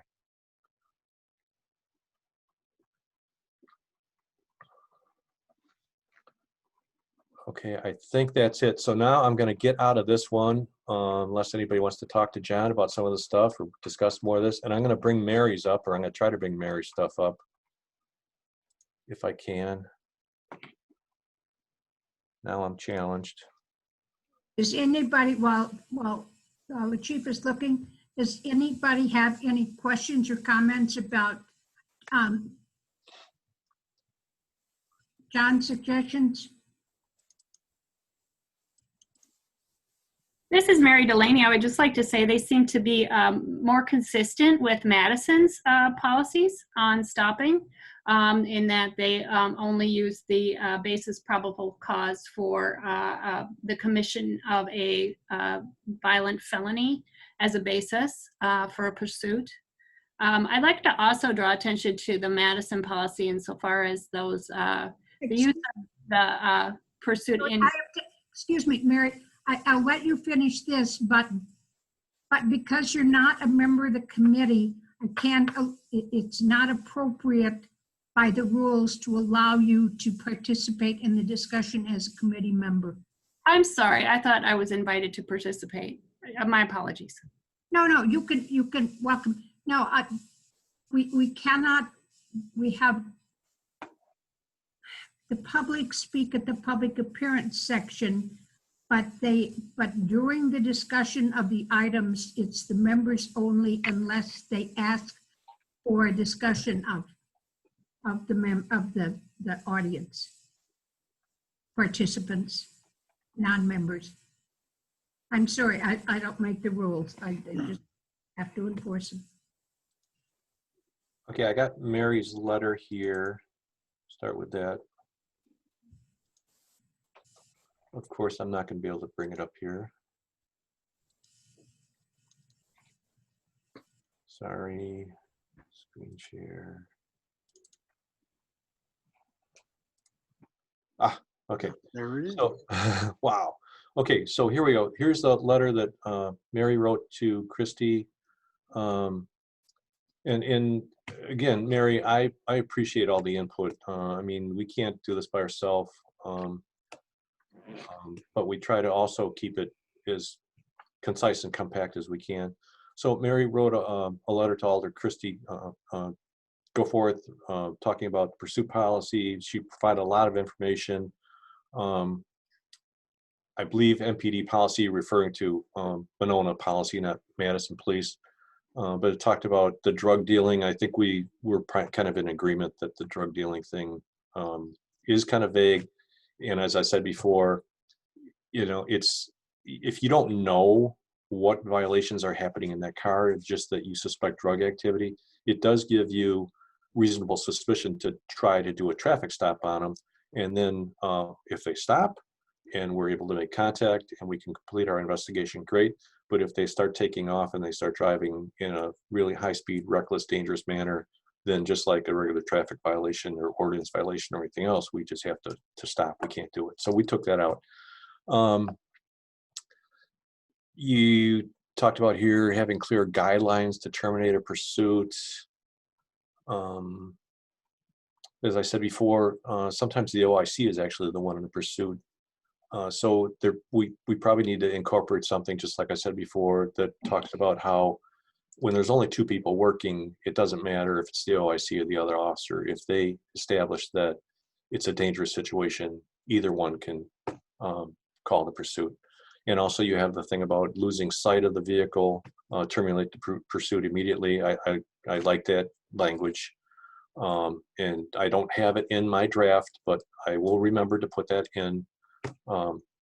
After that, an officer can self-terminate at any time. I don't know if I have those words in there, but we can look at that again.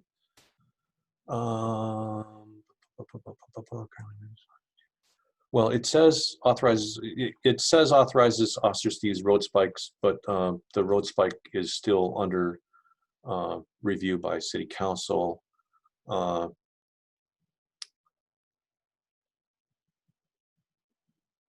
Yeah, and these are all incorporated into use of force. I mean, once you get into deadly force, and we're kind of stuck on the use of force policy. So those, if we get time, if we have the energy, it's already 8:45.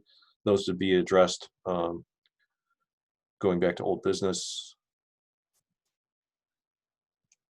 And then you give examples of the Philadelphia Police Department that does not allow ramming, roadblocks, road spikes, or firearms to end stop vehicle pursuits.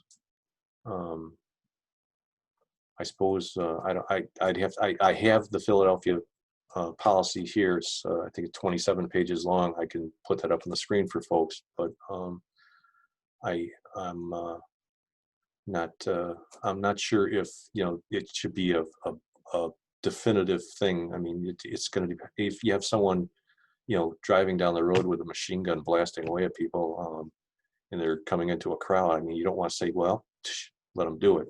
So I can't say never for something like that. So that's the letter I got from Mary. Do folks want to see the Philadelphia policy? Just let me know.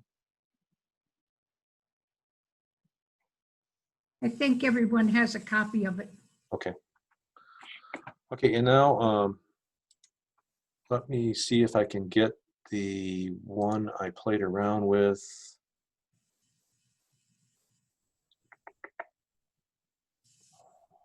Earlier today.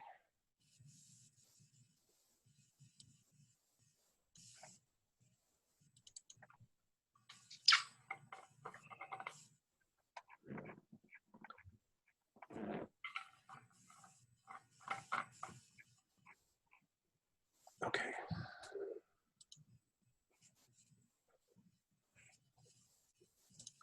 I'm never going to be able to teach a class on this. I know that. Okay, here we go. Okay, so here's the one where I took the one that John had put edits on. I took some of Doug Wood's comments in his email, and he had like 4 or 5 points. I tried to put that on the screen, but it wasn't working for me. He had issues with,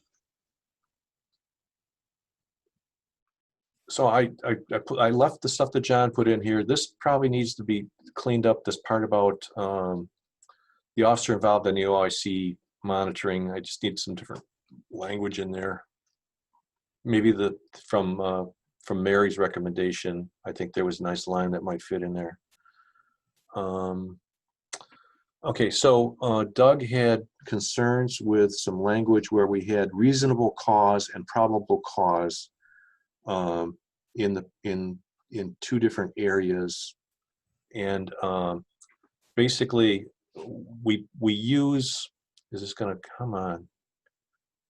We use reasonable suspicion whenever we make a traffic stop, or it's a lesser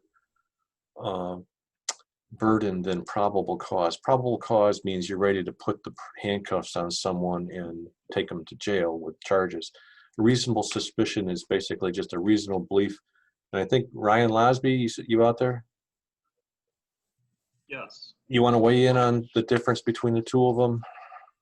Yeah, the correct legal term that should be used there is reasonable suspicion. That's what's required to do a traffic stop, for example, or a stop on a person with reasons to do so. You're not at the probable cause level. Probable cause level is what the chief just said. You have enough to charge somebody. This is what a reasonable person would believe is happening. So for example, and maybe this isn't a good example, but hypothetically, if you were to you get a call of a burglary in progress, and you have information from a third party, reasonable suspicion gives the officers the authority to investigate that by going in and checking it out. And I'll just leave it at that. Okay, the other part that we changed from probable cause to reasonable suspicion is item number 2, and this was again, Doug had brought up that point, so we changed it to reasonable suspicion. Sorry, Wally, I just want to go back to this for a minute, because it seems to me that as it relates to initiations of pursuits, I could understand if it's a reasonable suspicion. I could understand why that would be an appropriate reason to try to stop someone. But I guess I'm wondering,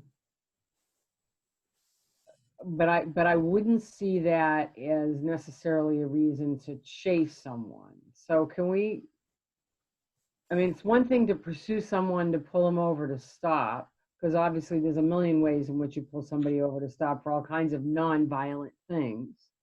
But it's another thing to chase after someone for just reasonable suspicion, which is one of the things we're worried about here. I mean, that's right. I can answer that. Yeah. You have to read it into the contents of the paragraph there. For instance, the one we're looking at, reasonable suspicion to believe that the person has committed or is about to commit a violent felony. We're not at the probable cause level, meaning we don't have enough yet to arrest the person for committing that violent felony as of yet. And that comes into play quite a bit on pursuits. A lot of them are active, fluent. We haven't even had an officer go to the scene yet, and the vehicle's taking off. A lot of times we don't have the evidence to go to that PC level, probable cause level. So the correct legal term in at least this paragraph, and I think there's at least one other one, would be that reasonable suspicion that crime was committed, violent felony, or is about to commit. If you start going into the probable cause level of is about to commit, you need a lot for that, and a lot of this there isn't a lot of evidence as of yet. Okay. Yeah, many times it's a phone call that goes to dispatch, or it's a radio broadcast. You know, once they're on the belt line, a lot of times those even aren't, they don't even originate in our jurisdiction. You could, you know, we had one where it was a bank robbery in Stoughton that ended up coming all the way up north through our jurisdiction and ended up on the west side of Madison. They had committed an armed robbery. There's other ones where people have been in violent domestics where they had, you know, stabbed someone or shot someone. So you have information that is the car, and based on their driving, you know that you have a reasonable suspicion that is the person that was involved in this incident. Okay. And then before we scroll to the next page, under where you define violent felony, I rather liked the Philadelphia policy where it actually spelled out those things being, murder, voluntary manslaughter, arson, aggravated assault causing bodily injury. And then they also referenced the forcible activities of rape, involuntary sexual intercourse, robbery, or kidnapping. Do you see any value in adding those more specifically? Or is violent felony so well defined in everything else that we do that we don't have to define it here?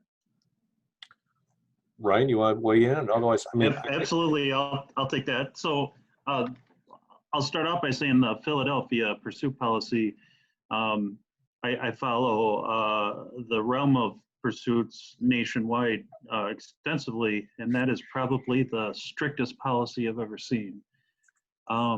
The reason why most departments that go to a stricter policy like we have in place, the reason why they do violent felony is so the officer doesn't have to, like what happened here, doesn't have to keep a cheat sheet on the charges, to be very specific on those specific charges and think through the process. Is this one of these charges? Our officers are professional enough to realize that number one, it's a felony, and number two, it was a violent one. So it's kind of keep it basic within reason, and that's why John, I don't know if he's allowed to chime in because he follows these all over the nation as well, is that's why most that have gone to a strict policy like we have just done violent felony. Okay. You can ask him the question to chime in. That is correct. I mean, violent felony is typically used. I agree that Phillies is incredibly tough, and they may have other reasons for doing that. The city's very different, one, and two, often many of the cities that change to a severe and incredibly tight policy that literally defines every violation for the officers have had an adverse situation. They've either had multiple innocent citizens killed, or oftentimes they've had a bad judgment against them that could be fairly significant. There was one recently occurred, it actually occurred this year on a pursuit from a couple of years ago that was $21.5 million. You know, if that happens in a Monona, there's a lot of difficulty. I don't know what your insurance is, but so yes, I agree with you, Ryan. Okay, thank you.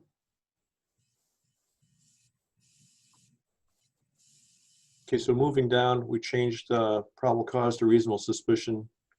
I kept John's wording in here.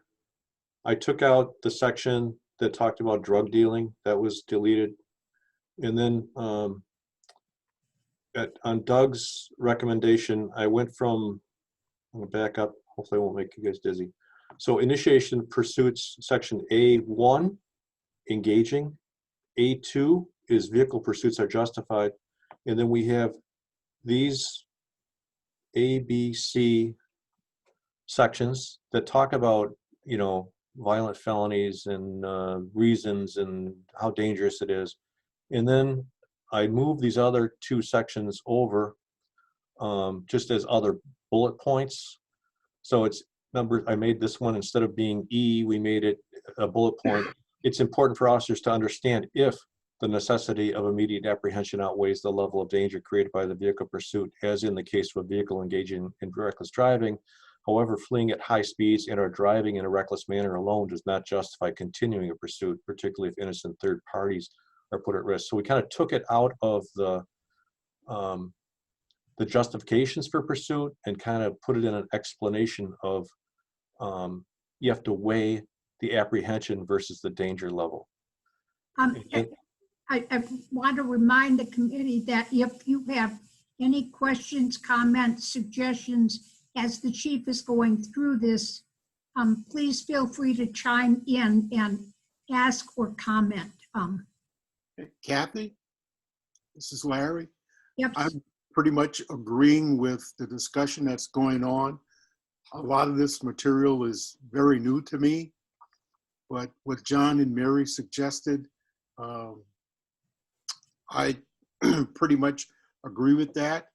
And also, Wally, the information that you gave us for last month's meeting that had the rundown of all of the traffic pursuits, I noticed a very high level of ending the pursuit because it was getting too risky and dangerous. And it also raised in my mind, if you're using spikes, there seem to be a lot of logistical elements that you need to have in place, almost plan ahead, especially on a place like the Beltline, where you do have traffic in both directions. So I'll be interested to see what you have to say about the spikes. Yeah, the spikes aren't covered in this policy. That was that SOP. But yes, the spikes have to be planned out well in advance. It's usually something that starts at one end of the county and goes to the other, or it's a long, drawn-out ordeal. It's not something like someone's running radar at Monona Drive and say, hey, this guy took off on me, could you spike him at Southtown? That's not going to happen. It's not going to happen because it has to have that reasonable suspicion that this is a really serious event, and it's usually something that's been going on for a long, long period of time. It's not just something that happens within a few minutes. Thank you. So then I moved over. Pardon me, Chief. One question, and I don't know if you're the best response or Jonathan or Sergeant Losby. On number 3 here, I've seen a lot of policies that require officers to weigh the risks of pursuit versus the value of the pursuit, the value of the immediate apprehension and such. Number 3 seems to imply that reckless driving never warrants continuing a pursuit. And I'm just wondering, without any sort of balancing test there, for example, under this policy, if a driver is going 90 miles an hour wrong way on the Beltline, is an officer prohibited from pursuing that individual on the correct side of the Beltline to try to put a stop to this? Or does the officer just simply expected to pull over and have the person drive 90 miles an hour on the wrong side of the Beltline until a crash happens? And that sounds very hypothetical or what if, and I understand that, except that I had that exact call working for another agency with interstate coverage when they're driving the wrong way on the interstate. So if it can happen, it will. The way I read this policy, it would be he's driving wrong way recklessly. I don't have a violent felony unless I believe he's intentionally trying to hit people. So I just back off and pull to the side and respond to the crash. Am I reading that correctly, or am I misunderstanding something? That's interesting, because I'm thinking back to our old pursuit policy, which was in the old policy procedures, and that actually prohibited officers from driving the wrong way in traffic. And you bring up a good point, because I don't think it's specifically mentioned in this policy, unless it is here somewhere and I'm missing it. I can't. Oh yeah, here it is right here. If prevailing traffic, roadway, or environmental conditions enhance the risk involved in continuing pursuit, such as officers are not permitted to drive the wrong way on a divided highway. So yeah, we incorporated that in here too. No, they can't go the wrong way. So what do? You know, it's one of those touchy things. I would say they would probably be on the right way, trying to stay ahead and warn people, but then you don't know if you're distracting people. So that's one of those catch-22s that you're damned if you do and you're damned if you don't. And I apologize. I'm not arguing in favor of officers driving the wrong way on the Beltline. That I agree with the policy prohibiting that. That's not in question. I guess the way I just read number 3, I wouldn't even be able to pursue on the correct side of the Beltline. I would just have to wait for the crash. I mean, I'm not negative on this. I mean, it's a no-win situation. I'm just trying to make sure I understand what the policy says. Yeah, well, the officers have to weigh the level of danger with going after that vehicle. I mean, if they're driving so reckless, you don't want the officer to, exactly. It's probably one of those things where they just have to wait for the crash. It sounds terrible, but you don't want to push them and then all of a sudden the city is liable because you pushed them into the crash. I mean, if they're going to crash, they're going to crash. It's very callous sounding, but that's probably what it comes down to.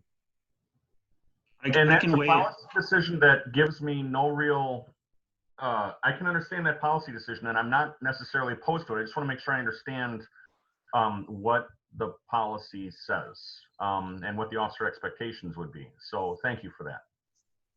I can weigh in on that as well. So it generally does allow us to pursue, and this might help. I think, Nancy, I think you were asking earlier on the reckless driving. This does allow pursuit to occur generally if the reckless driving occurred before our attempted stop on that vehicle. If they're reckless while the pursuit is occurring, that doesn't make the reason for the pursuit good under this policy. It has to be done before. And then back to, I think, Nancy, I think you asked this early on, was, is there a clear definition of reckless driving, and how does that weigh in on the policy? There actually is. It's a state statute, and I don't have it verbatim, but it's endangering other people. So, Glenn, your example of wrong way on the belt line, 90 miles an hour, definitely fits under that. And then we have to weigh that reckless driving, what that person is doing that's endangering other people, to the pursuit itself, things like traffic and such, time of day, and continuing things during that pursuit. Just because they're 90 miles an hour on the belt line, not stopping, doesn't give us the right to take that pursuit all the way until something happens. We have to keep weighing what's going on during that pursuit. It's very, very helpful, and I appreciate that very much. 941.30. Yeah, thank you. I appreciate that. You clarified that completely for me. Thank you. Mm-hmm. And there's been cases 5 o'clock on rush hour where cars are flying on the shoulder at 100 miles an hour, and the officers are not chasing those cars. They're not chasing those cars because it's just too dangerous. So it goes on to, I changed a little wording that John had put in here. I just changed it. He had eluding, fleeing. I put it to fleeing and eluding, so it's more consistent with what the language we had, and made that a number 5. In other words, officers shall not enter into a fleeing, eluding pursuit solely for nonviolent criminal violations, such as traffic, ordinance violations, drug dealing, things like that. I think there's some other contact. Is that clarified enough, John, or you think that needs more? No, that seems fine. I mean, again, I'm trying to get, from my vantage point, I just, we want to take away the nonviolent related. Sure. So that was fine. I didn't know whether you would want additional clarifying. That's why I put that statement there. Okay, and then I changed the one above it, a refusal to stop. Again, that's not in the main 1, 2, 3 reasons to chase. It's just another sort of bullet point for officers. A refusal to stop is like when someone they commit a traffic violation, maybe speeding, blow through a red light or something, and then the officer pulls behind them, and now all of a sudden the officer has his lights and siren on. They're not pulling over, but yet they're obeying all the traffic laws. So they can still follow those cars and do that. Sometimes it's as simple as the person is hearing impaired, the person is blasting music so loud they don't notice it, or it could be they're drunk. But those are ones where the officer at some point, if it's you know, the OIC or someone is going to kick in and say, you know what, okay, the person's not stopping, you just need to terminate this. But they can still follow them and try to make a stop as long as it doesn't get crazy. And that's where if the refusal to stop becomes a fleeing and eluding, then they have to justify it back with the reasons that we have up above for being reckless and things like that. Talks about terminating based on road conditions, weather conditions, density of population, things we didn't change. This is the one where John put in there when the distance of the pursuing and fleeing vehicles is such that pursuit is futile. Mary had the Philadelphia one that Nancy brought up about when you lose sight of them. So I'll add that language there. I can't do it on here now. Steve, can I address that one too? Sure. I apologize. This is Glenn again. I was involved in a kidnapping pursuit many years ago on a 2-lane icy road at 110 miles an hour. Probably the scariest thing I've ever done as a police officer. Because of the shots fired out of the car and the information that they were going to kill the people in the car if they were to flee successfully. During that pursuit, I lost sight of the vehicle as it went around corners for a brief period of time. I mean, 5 seconds, 10 seconds. They crested a hill. I was on the other side of the hill, and that was a 2-lane road in that point. So I know they were still on that 2-lane road, but I definitely lost sight of that car. And if I recall something in here, there's something about not resuming the pursuit if you regain sight of that vehicle. And so I'd be violating policy to have continued that pursuit. So I would be really uncomfortable with language that says, if you lose sight of the vehicle, you cannot continue pursuing. I completely agree with the intent, which is to say, look, if you don't know where the car is at, it makes no sense for you to continue driving 100 miles an hour. Completely agree with that. I'm not opposed to that. I'm fully in support of that. But I think just simple language saying you lost sight of the vehicle would be overly simplistic in that area. That's my only point.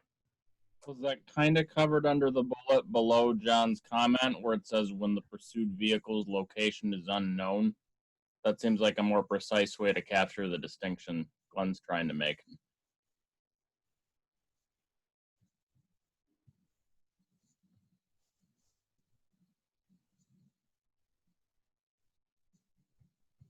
Okay, so maybe I somehow combine these two. Would that make sense? So I know I was thinking that Mary's recommendation there made more sense, and Glenn, I'm totally empathetic to the story you just shared, the experience that you just shared. But I guess the reason why it made more sense to me is, I think about it. I'm also a first responder in the medical arena. And I think about it as, my first duty as a first responder is not to put myself in harm's way, because if I get harmed, then nobody else that I'm responsible for can be helped. And it seems to me if you lose sight of a vehicle, then you don't necessarily know what's on the other side either. I mean, in that situation, use that situation that you were in, you went up over the crest and that vehicle disappeared from your sight, even though I totally understand why you would want to keep going, not knowing what was on the other side of that hill, you could have crashed into something or somebody or some other vehicle coming in the opposite direction. Because if you can't see them, you obviously can't see very far in front of you, so you could end up being the injured one rather than, you see what I'm saying?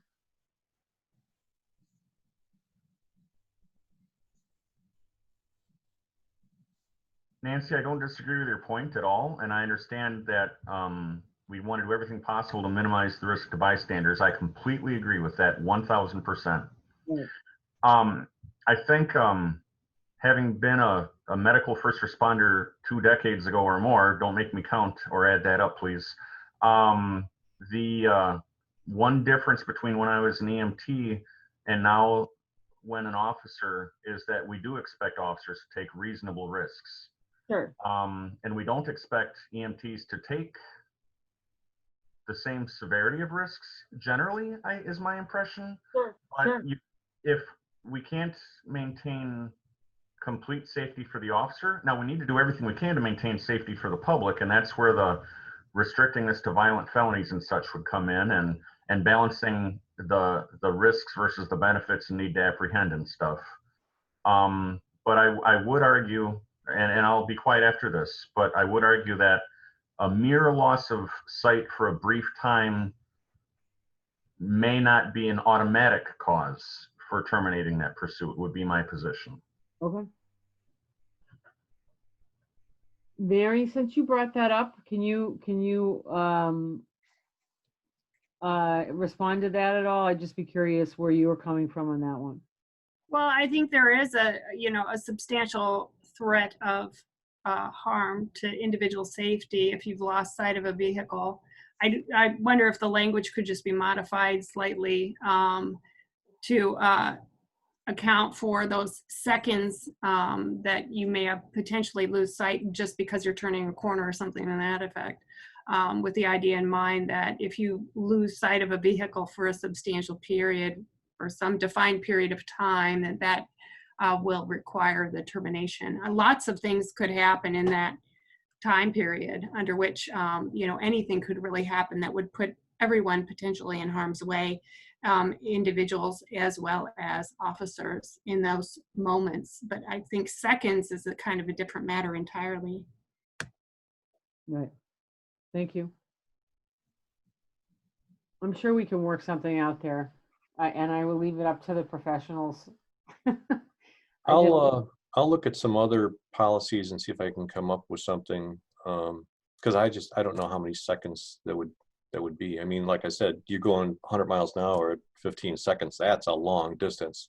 4 or 5 seconds, that's still pretty far. But okay, so I'll look for more stuff on that. After terminating pursuit, officers shall do these things. It's not whenever practical. Slow to the speed limit, turn off their lights and siren, safe location, come to a complete stop, advise dispatch, continue on the last known path. They can start up again, but also leave their squad car video recording. Then it has the responsibilities. I'm not going to we didn't make any changes, so I'm not going to go over this stuff.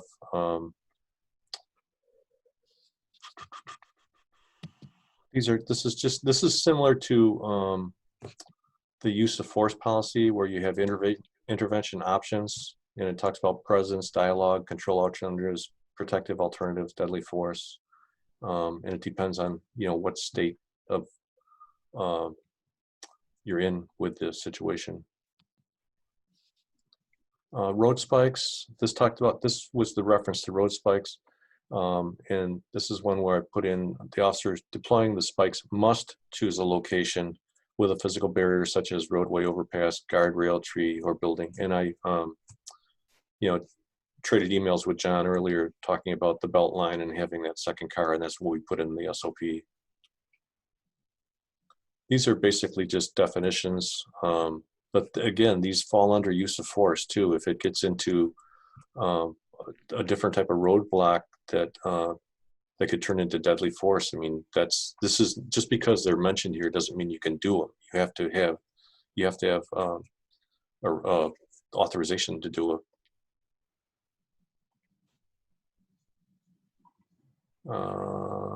Talks about reporting, vehicle operations, operating under state statute, and reviewing. So that is the pursuit policy with some edits to it from folks that participated. So, can I just ask one more question? There was also some discussion again in Mary's material about the issue of whether there's a pursuit of juveniles or not. We all know how good juveniles are at their driving, especially if they're driving at 100 miles an hour under the influence. Yeah, yeah. So, I believe there was some discussion in her document around potentially prohibiting it altogether rather than.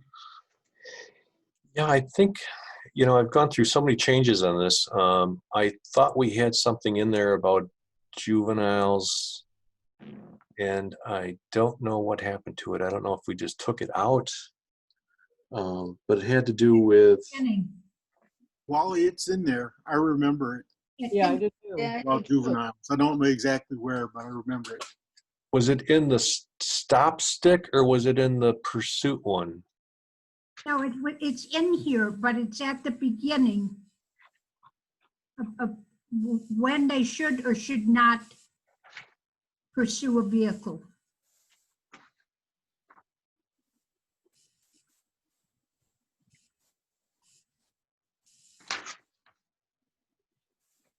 And I think it references their inexperienced driving and. Yeah, I remember all that. I'm just at a loss for where it was. It's in there. Able to hit Control F and search for the. I don't know if it'll do it when I'm in the share screen. I don't seem to have control over anything. Let's Control F. Let me exit out here. Hold on. In the copy that I have, it was in termination of pursuits. It was the third bullet.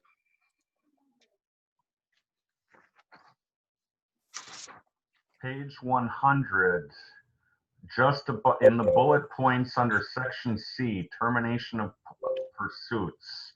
Second bullet point from the bottom. Yep. Oh, you're right. If the pursuing officers know that a fleeing vehicle is being operated by a juvenile who is driving in such an unsafe manner that it is obvious the juvenile does not have the maturity to deal with the danger involved. Okay, I think I got it down there. Can you guys see that? Okay, it's kind of small though. I don't know what I did now. Now I got it all messed up here, but Good. okay, so it is still in there. Phew.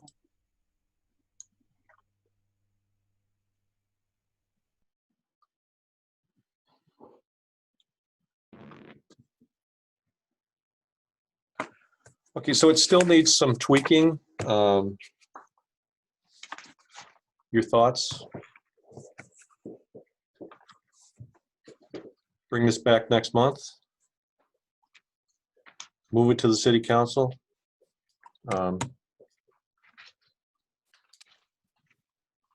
Okay, so to the members, do you want to see the final version before we pass it on to the council? I think the concepts are quite sound. I think the restrictions to violent felonies make a lot of sense. I think there's a lot of different ways pursuits can be called off. They're specifically listed, and those are all great things. I would be comfortable moving it forward, minus, I'm gonna get on my horse again, minus any language that prohibits continued pursuit without, just because you lose sight of the vehicle for a brief period of time. With going back to our previous discussion, but with a language fix of, something along those lines that I'm sure they can come up with, I'm comfortable moving that forward. The concepts are sound. I agree, Wally, Kathy. Okay, how about if we do this? When Wally does the final language on that, if any of you have concerns and want to go back and revisit it, we will not push it on. Does that make sense to people? Yes. Yes.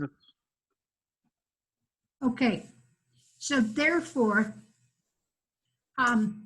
if someone wants to make a motion to pass it on pending approval of that section, about losing sight of the vehicle, that would be in order.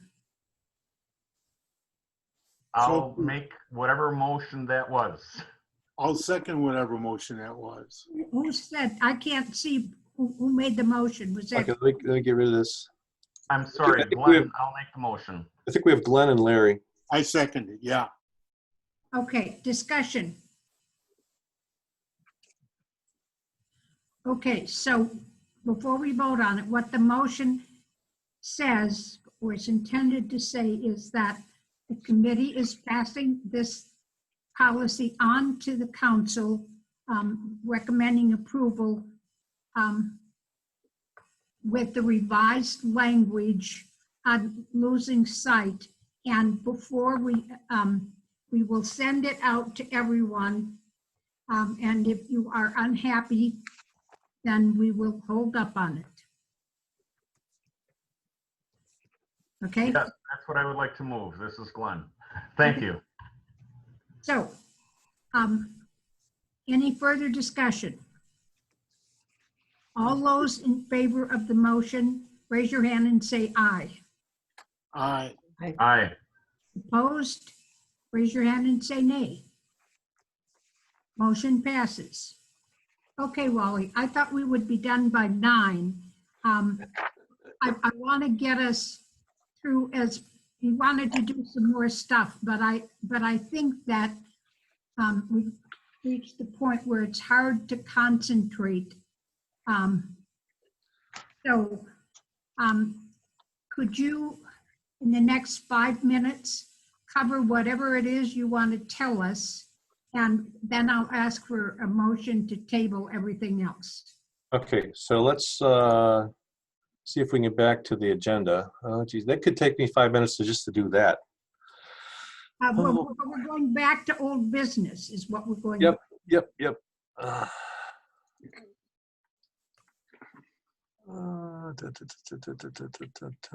going to talk about the hiring of the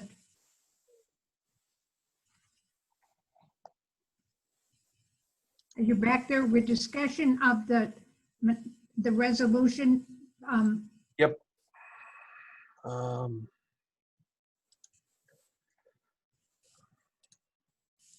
Okay, let's do it. Let's do it the old-fashioned way. Let's just talk to each other. How's that sound? That'd be easier.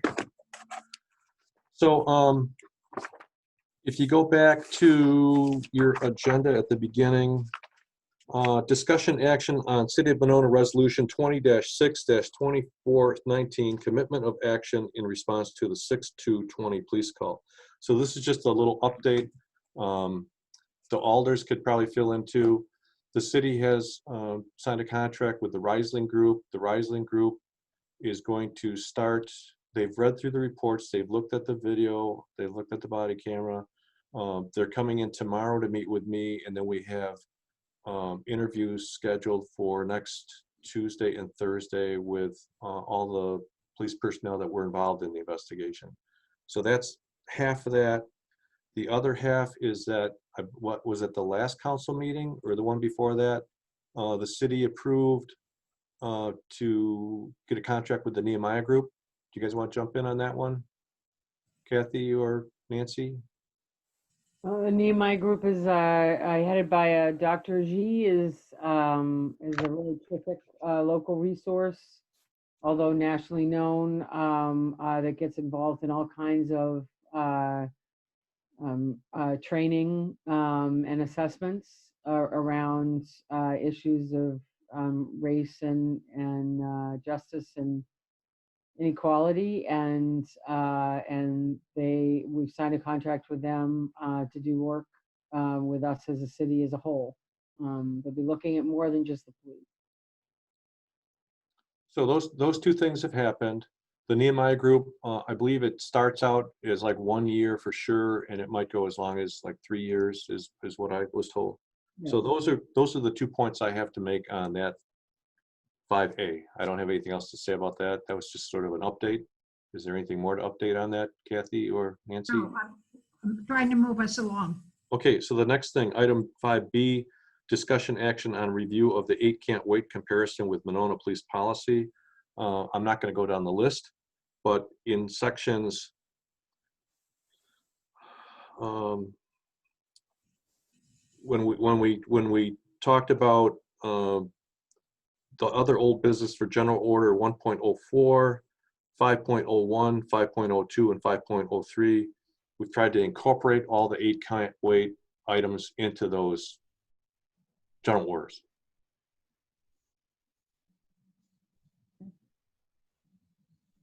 Item C, I don't really have anything further to talk about. That was the use of force data on race and age that we presented last meeting. That was basically a summary of our monthly reports that Lieutenant Weigel had put in the race and age for each use of force incident.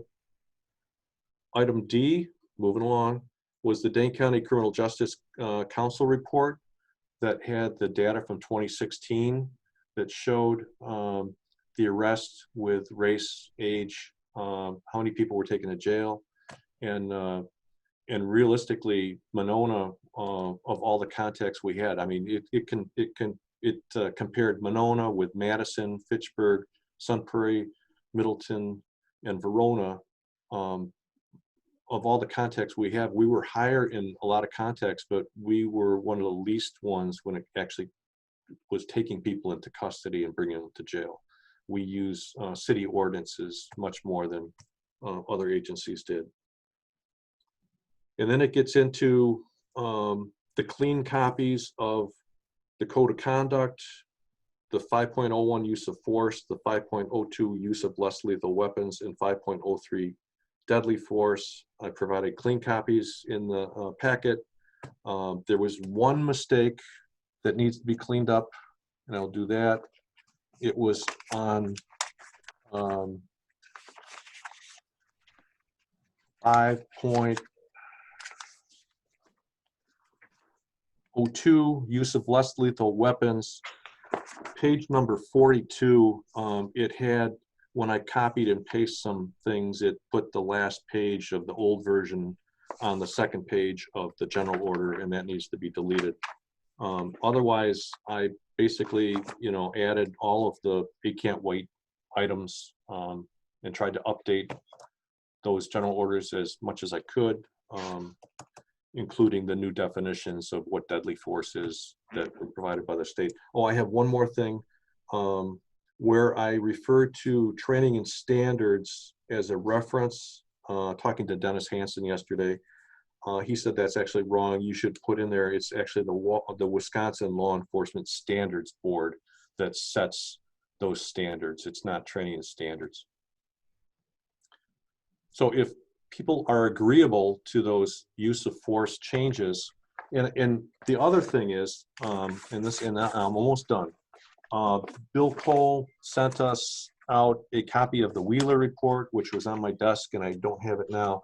But these are the proposed legislation that the governor and others have. I sent the copies of that. I assume you all got them. Yes. I emailed the copies. So, yeah. Yes, got that. So the point I'm trying to make is I've done my best to clean this up as best I can to this point. I think it's important that we incorporate the 8 can't wait practices in our current policies and procedures. And I'd like to see this passed and moved on to City Council, just because we're making improvements. And I think if you're going to wait for legislation to be passed, this could push this out beyond next year. And I think it's important you address things such as, shooting at moving vehicles and chokeholds being banned, and reporting, and all the other things that we talked about in previous meetings. So that would be my request, unless somebody has real problems with this, because we could pass this, City Council could pass it, and then all of a sudden legislature changes and you have to update it again. Policies are kind of like living documents, and they keep evolving, sometimes weekly, daily. When the 8 can't wait things first came out, well, they've been out a long time, but when they first we became aware of them. When we became aware of them several months ago, all of a sudden, all the policies samples were changing to address them. So Wally, I'm going to interrupt you. Are you asking that we act on what tonight? On, sorry. Okay, I'm asking that you act on items 5E, 5F, 5G, and 5H. Those are all the updates to the general orders. I think they're in a format much better than what they were, and I think they're ready to go to the city council. And then if things change down the road, we're just gonna have to do the dance all over again and Okay. update them again. Kathy, can I ask one question? Is there anything in here, and I'm asking quickly, I read through, but is there something in here on dogs and that force? There is something on animals and deadly force. There Okay. is something in that. Mhm. Okay, thank you. So how do you all feel about, it's now 5 minutes are up. Essentially, we would do it without a lot of discussion. I leave that up to you, whether you want to discuss it more or whether you want to pass it on. I will be interested in further discussing the use of force policy at some point, especially with some of the legal action stuff going back a couple of months that they've sent us on different ideas. To Wally's point about it being a living document, I don't necessarily have a problem passing iterations of this, passing what we've got right now, which are good changes for the reasons he describes, as long as this can stay on the agenda in the near future to have the discussion of the next iteration. I agree. I think there's going to be a next iteration somewhere down the line, probably in the next few months or within a year, probably. Yeah. Okay. So how do you feel about, let's go one by one and do this quickly and say if you're ready, and if you're ready, someone make a motion and second it. Otherwise, we will take it up at the next meeting. There is the code of the General Order 104 on the Code of Conduct. How do you feel about moving that on? Glenn, is that a motion with your thumb up? I'll make that motion for the code of conduct. Is there a second? Second. Discussion. All those in favor? Raise your hand and say aye. Aye. Aye. Opposed? Say nay and raise your hand. Okay. Item F. Use of force. Joe, if you want to condition the approval, could I suggest that you make a motion so we make sure that we get what it is you want us to do? Yes, I would be comfortable making a motion to pass the current version that's in the packet with the 8 can't wait changes, conditioned on the understanding that this committee will continue to discuss other issues related to this policy within the next few meetings. We'll keep it on the agenda. Yep. Is there a second? Second. Discussion. Yeah, I guess I wonder if it just seems, if we're really talking about discussing it again within the next few meetings, why bother to bring it to council now? I mean, it's one thing if we were going to wait until the state came out with something 6 months from now, but if we're really talking about discussing it again in 1 or 2 meetings, it just seems. I think Wally's view is that it's better than what we have. It is. But it just seems like if we're talking about a month, we're talking about next month's meeting, why bring it to the council? And 2 weeks after because the council is going to have a first read and a second read. So before the council even basically approves it, where it's going to be back at this. It's going to be at least 2 months before we. But I have a saying, it's called paralysis by analysis. And we want to move forward. I think we want to make a better policy. And if we do nothing we're falling under the old policy and procedure 2.000, 5.01, and 5.02, which isn't even going to be in existence. So this way you'll have, ideally, you'll have the 3 new use of force general orders in place so that there'll be some guidance to the officers of how we want them to act. If we keep putting it off, they're not going to have the chokehold thing in there. They're not going to have more de-escalation in there. They're not having the new definition of what deadly force is. We're making improvements, but I mean, we could pass this and send it to the council, and the next day we're going to be talking about new things about what training we have. We have to have 8 hours of use of force training. That's not in here. The chokehold ban that is in the state statute is not going to be in here, but we're going to have our versions of things that improve it. So I really think it's beneficial to do this. Nancy, I think the key thing is it's the 8 can't wait. Yeah. And that's that we made a commitment as a council that we would do that, and this incorporates that. I think that's probably the key thing to me. Understood. Understood.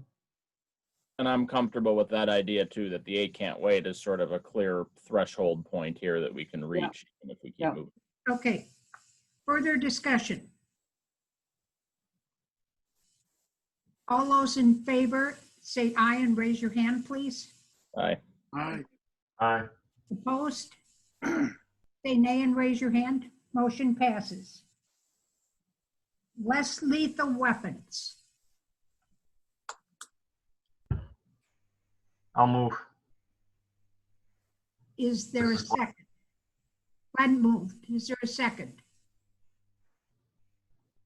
Second. Discussion. No discussion. All those in favor, raise your hands and say aye. Aye. Aye. Opposed, raise your hands and say nay. Motion passes. General Order 503, use of deadly force.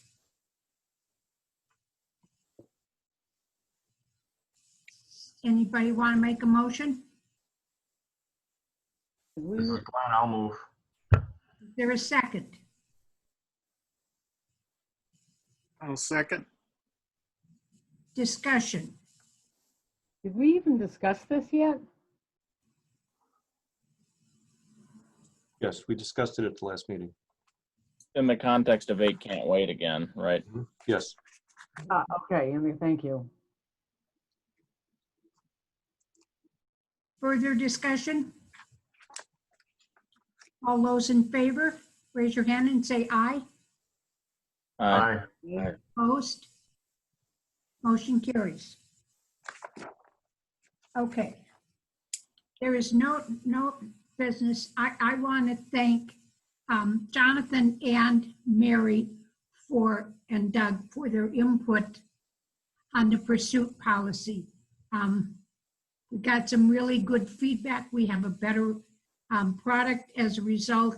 And so we thank you very much for that. And we thank Christy for bringing Mary and Jonathan, getting them involved. So having said that, is there anything that anybody else wants to say, Nancy? I just briefly wanted to say that, you know, the members of this committee, first of all, thank you to everybody. Thank you to Mary and to Jonathan, and to all the citizens that have engaged. I just want to say that you probably don't realize that as city council members, we're continuing to get a lot of online submittals from citizens, you know, worried about defunding, worried about that we're somehow being disrespectful of our police department or not supportive of the police department by even reviewing the policy. And so I just want to say, particularly in light of the other horrific events that just happened here in Wisconsin, that I just want to say that in every way, shape, or form, I know first of all, we're not talking about defunding the police. And second, in every way, shape, and form, we're supportive of the police department, Wally. And you know, as we seek, we're really seeking to improve, as would be any good business would do. And I'm really, really appreciative of the fact that the department's been, you personally and the department's been very open to it.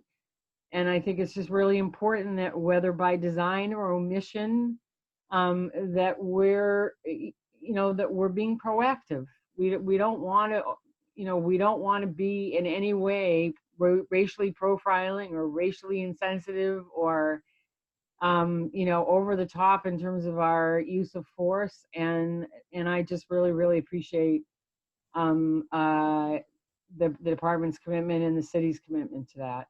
So. Two things, and then I'll let you go.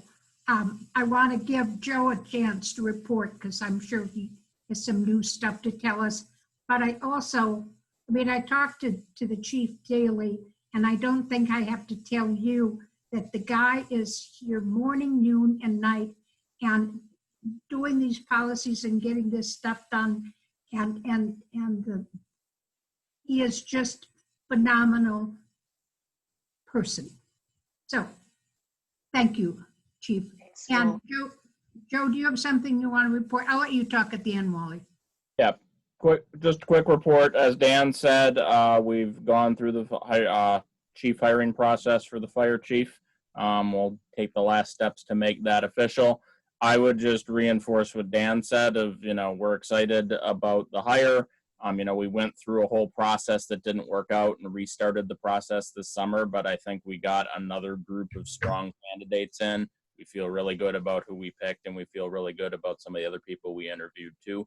So even though this took a while, we still ended up in a very good place from the perspective of the commission. Now that that process is complete, we are starting to have conversations about the hiring process for police chief. So not anything concrete to report on that yet, but that's something that we'll be working on real soon. Wally, you have the last word before I'll accept the motion for adjournment. Okay, last thing, just a couple things. You know, we're having the Rising Group interviews. I talked about that. With what's happening in Wisconsin, we are sending officers. We sent one last night to Madison PD. We're sending, I think, 3, possibly 4 tonight to assist them in a backup role. We had to cancel that's going to go through Saturday at least with the problems they're having. We were scheduled to have an in-house in-service Friday. That had to be canceled, so we're going to push that off for about a week. I'm hoping to get the DA has reviewed the incident that occurred on June 29th where the body was found in the lagoon. And he is at the point where he needs to contact the family members and discuss things with them. And then I'm hoping to get a favorable ruling on that so we can get our 2 guys that are on leave back to work. But currently we have 2 guys on administrative leave. We had a guy on sick leave and 2 people on family leave plus vacations. So we're kind of thin right now, but we're doing the best we can. Trying to keep everybody positive, and I appreciate you approving these general orders, because that's sort of takes a lot of pressure off me, because I want to keep us on the track of doing the best we possibly can. So that's all I got.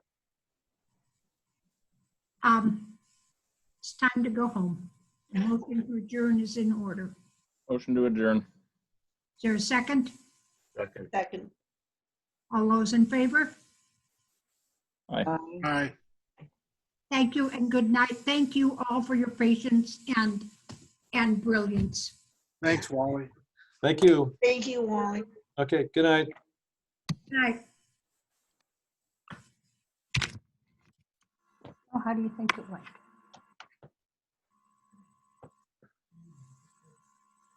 I expect Wally to come running through there.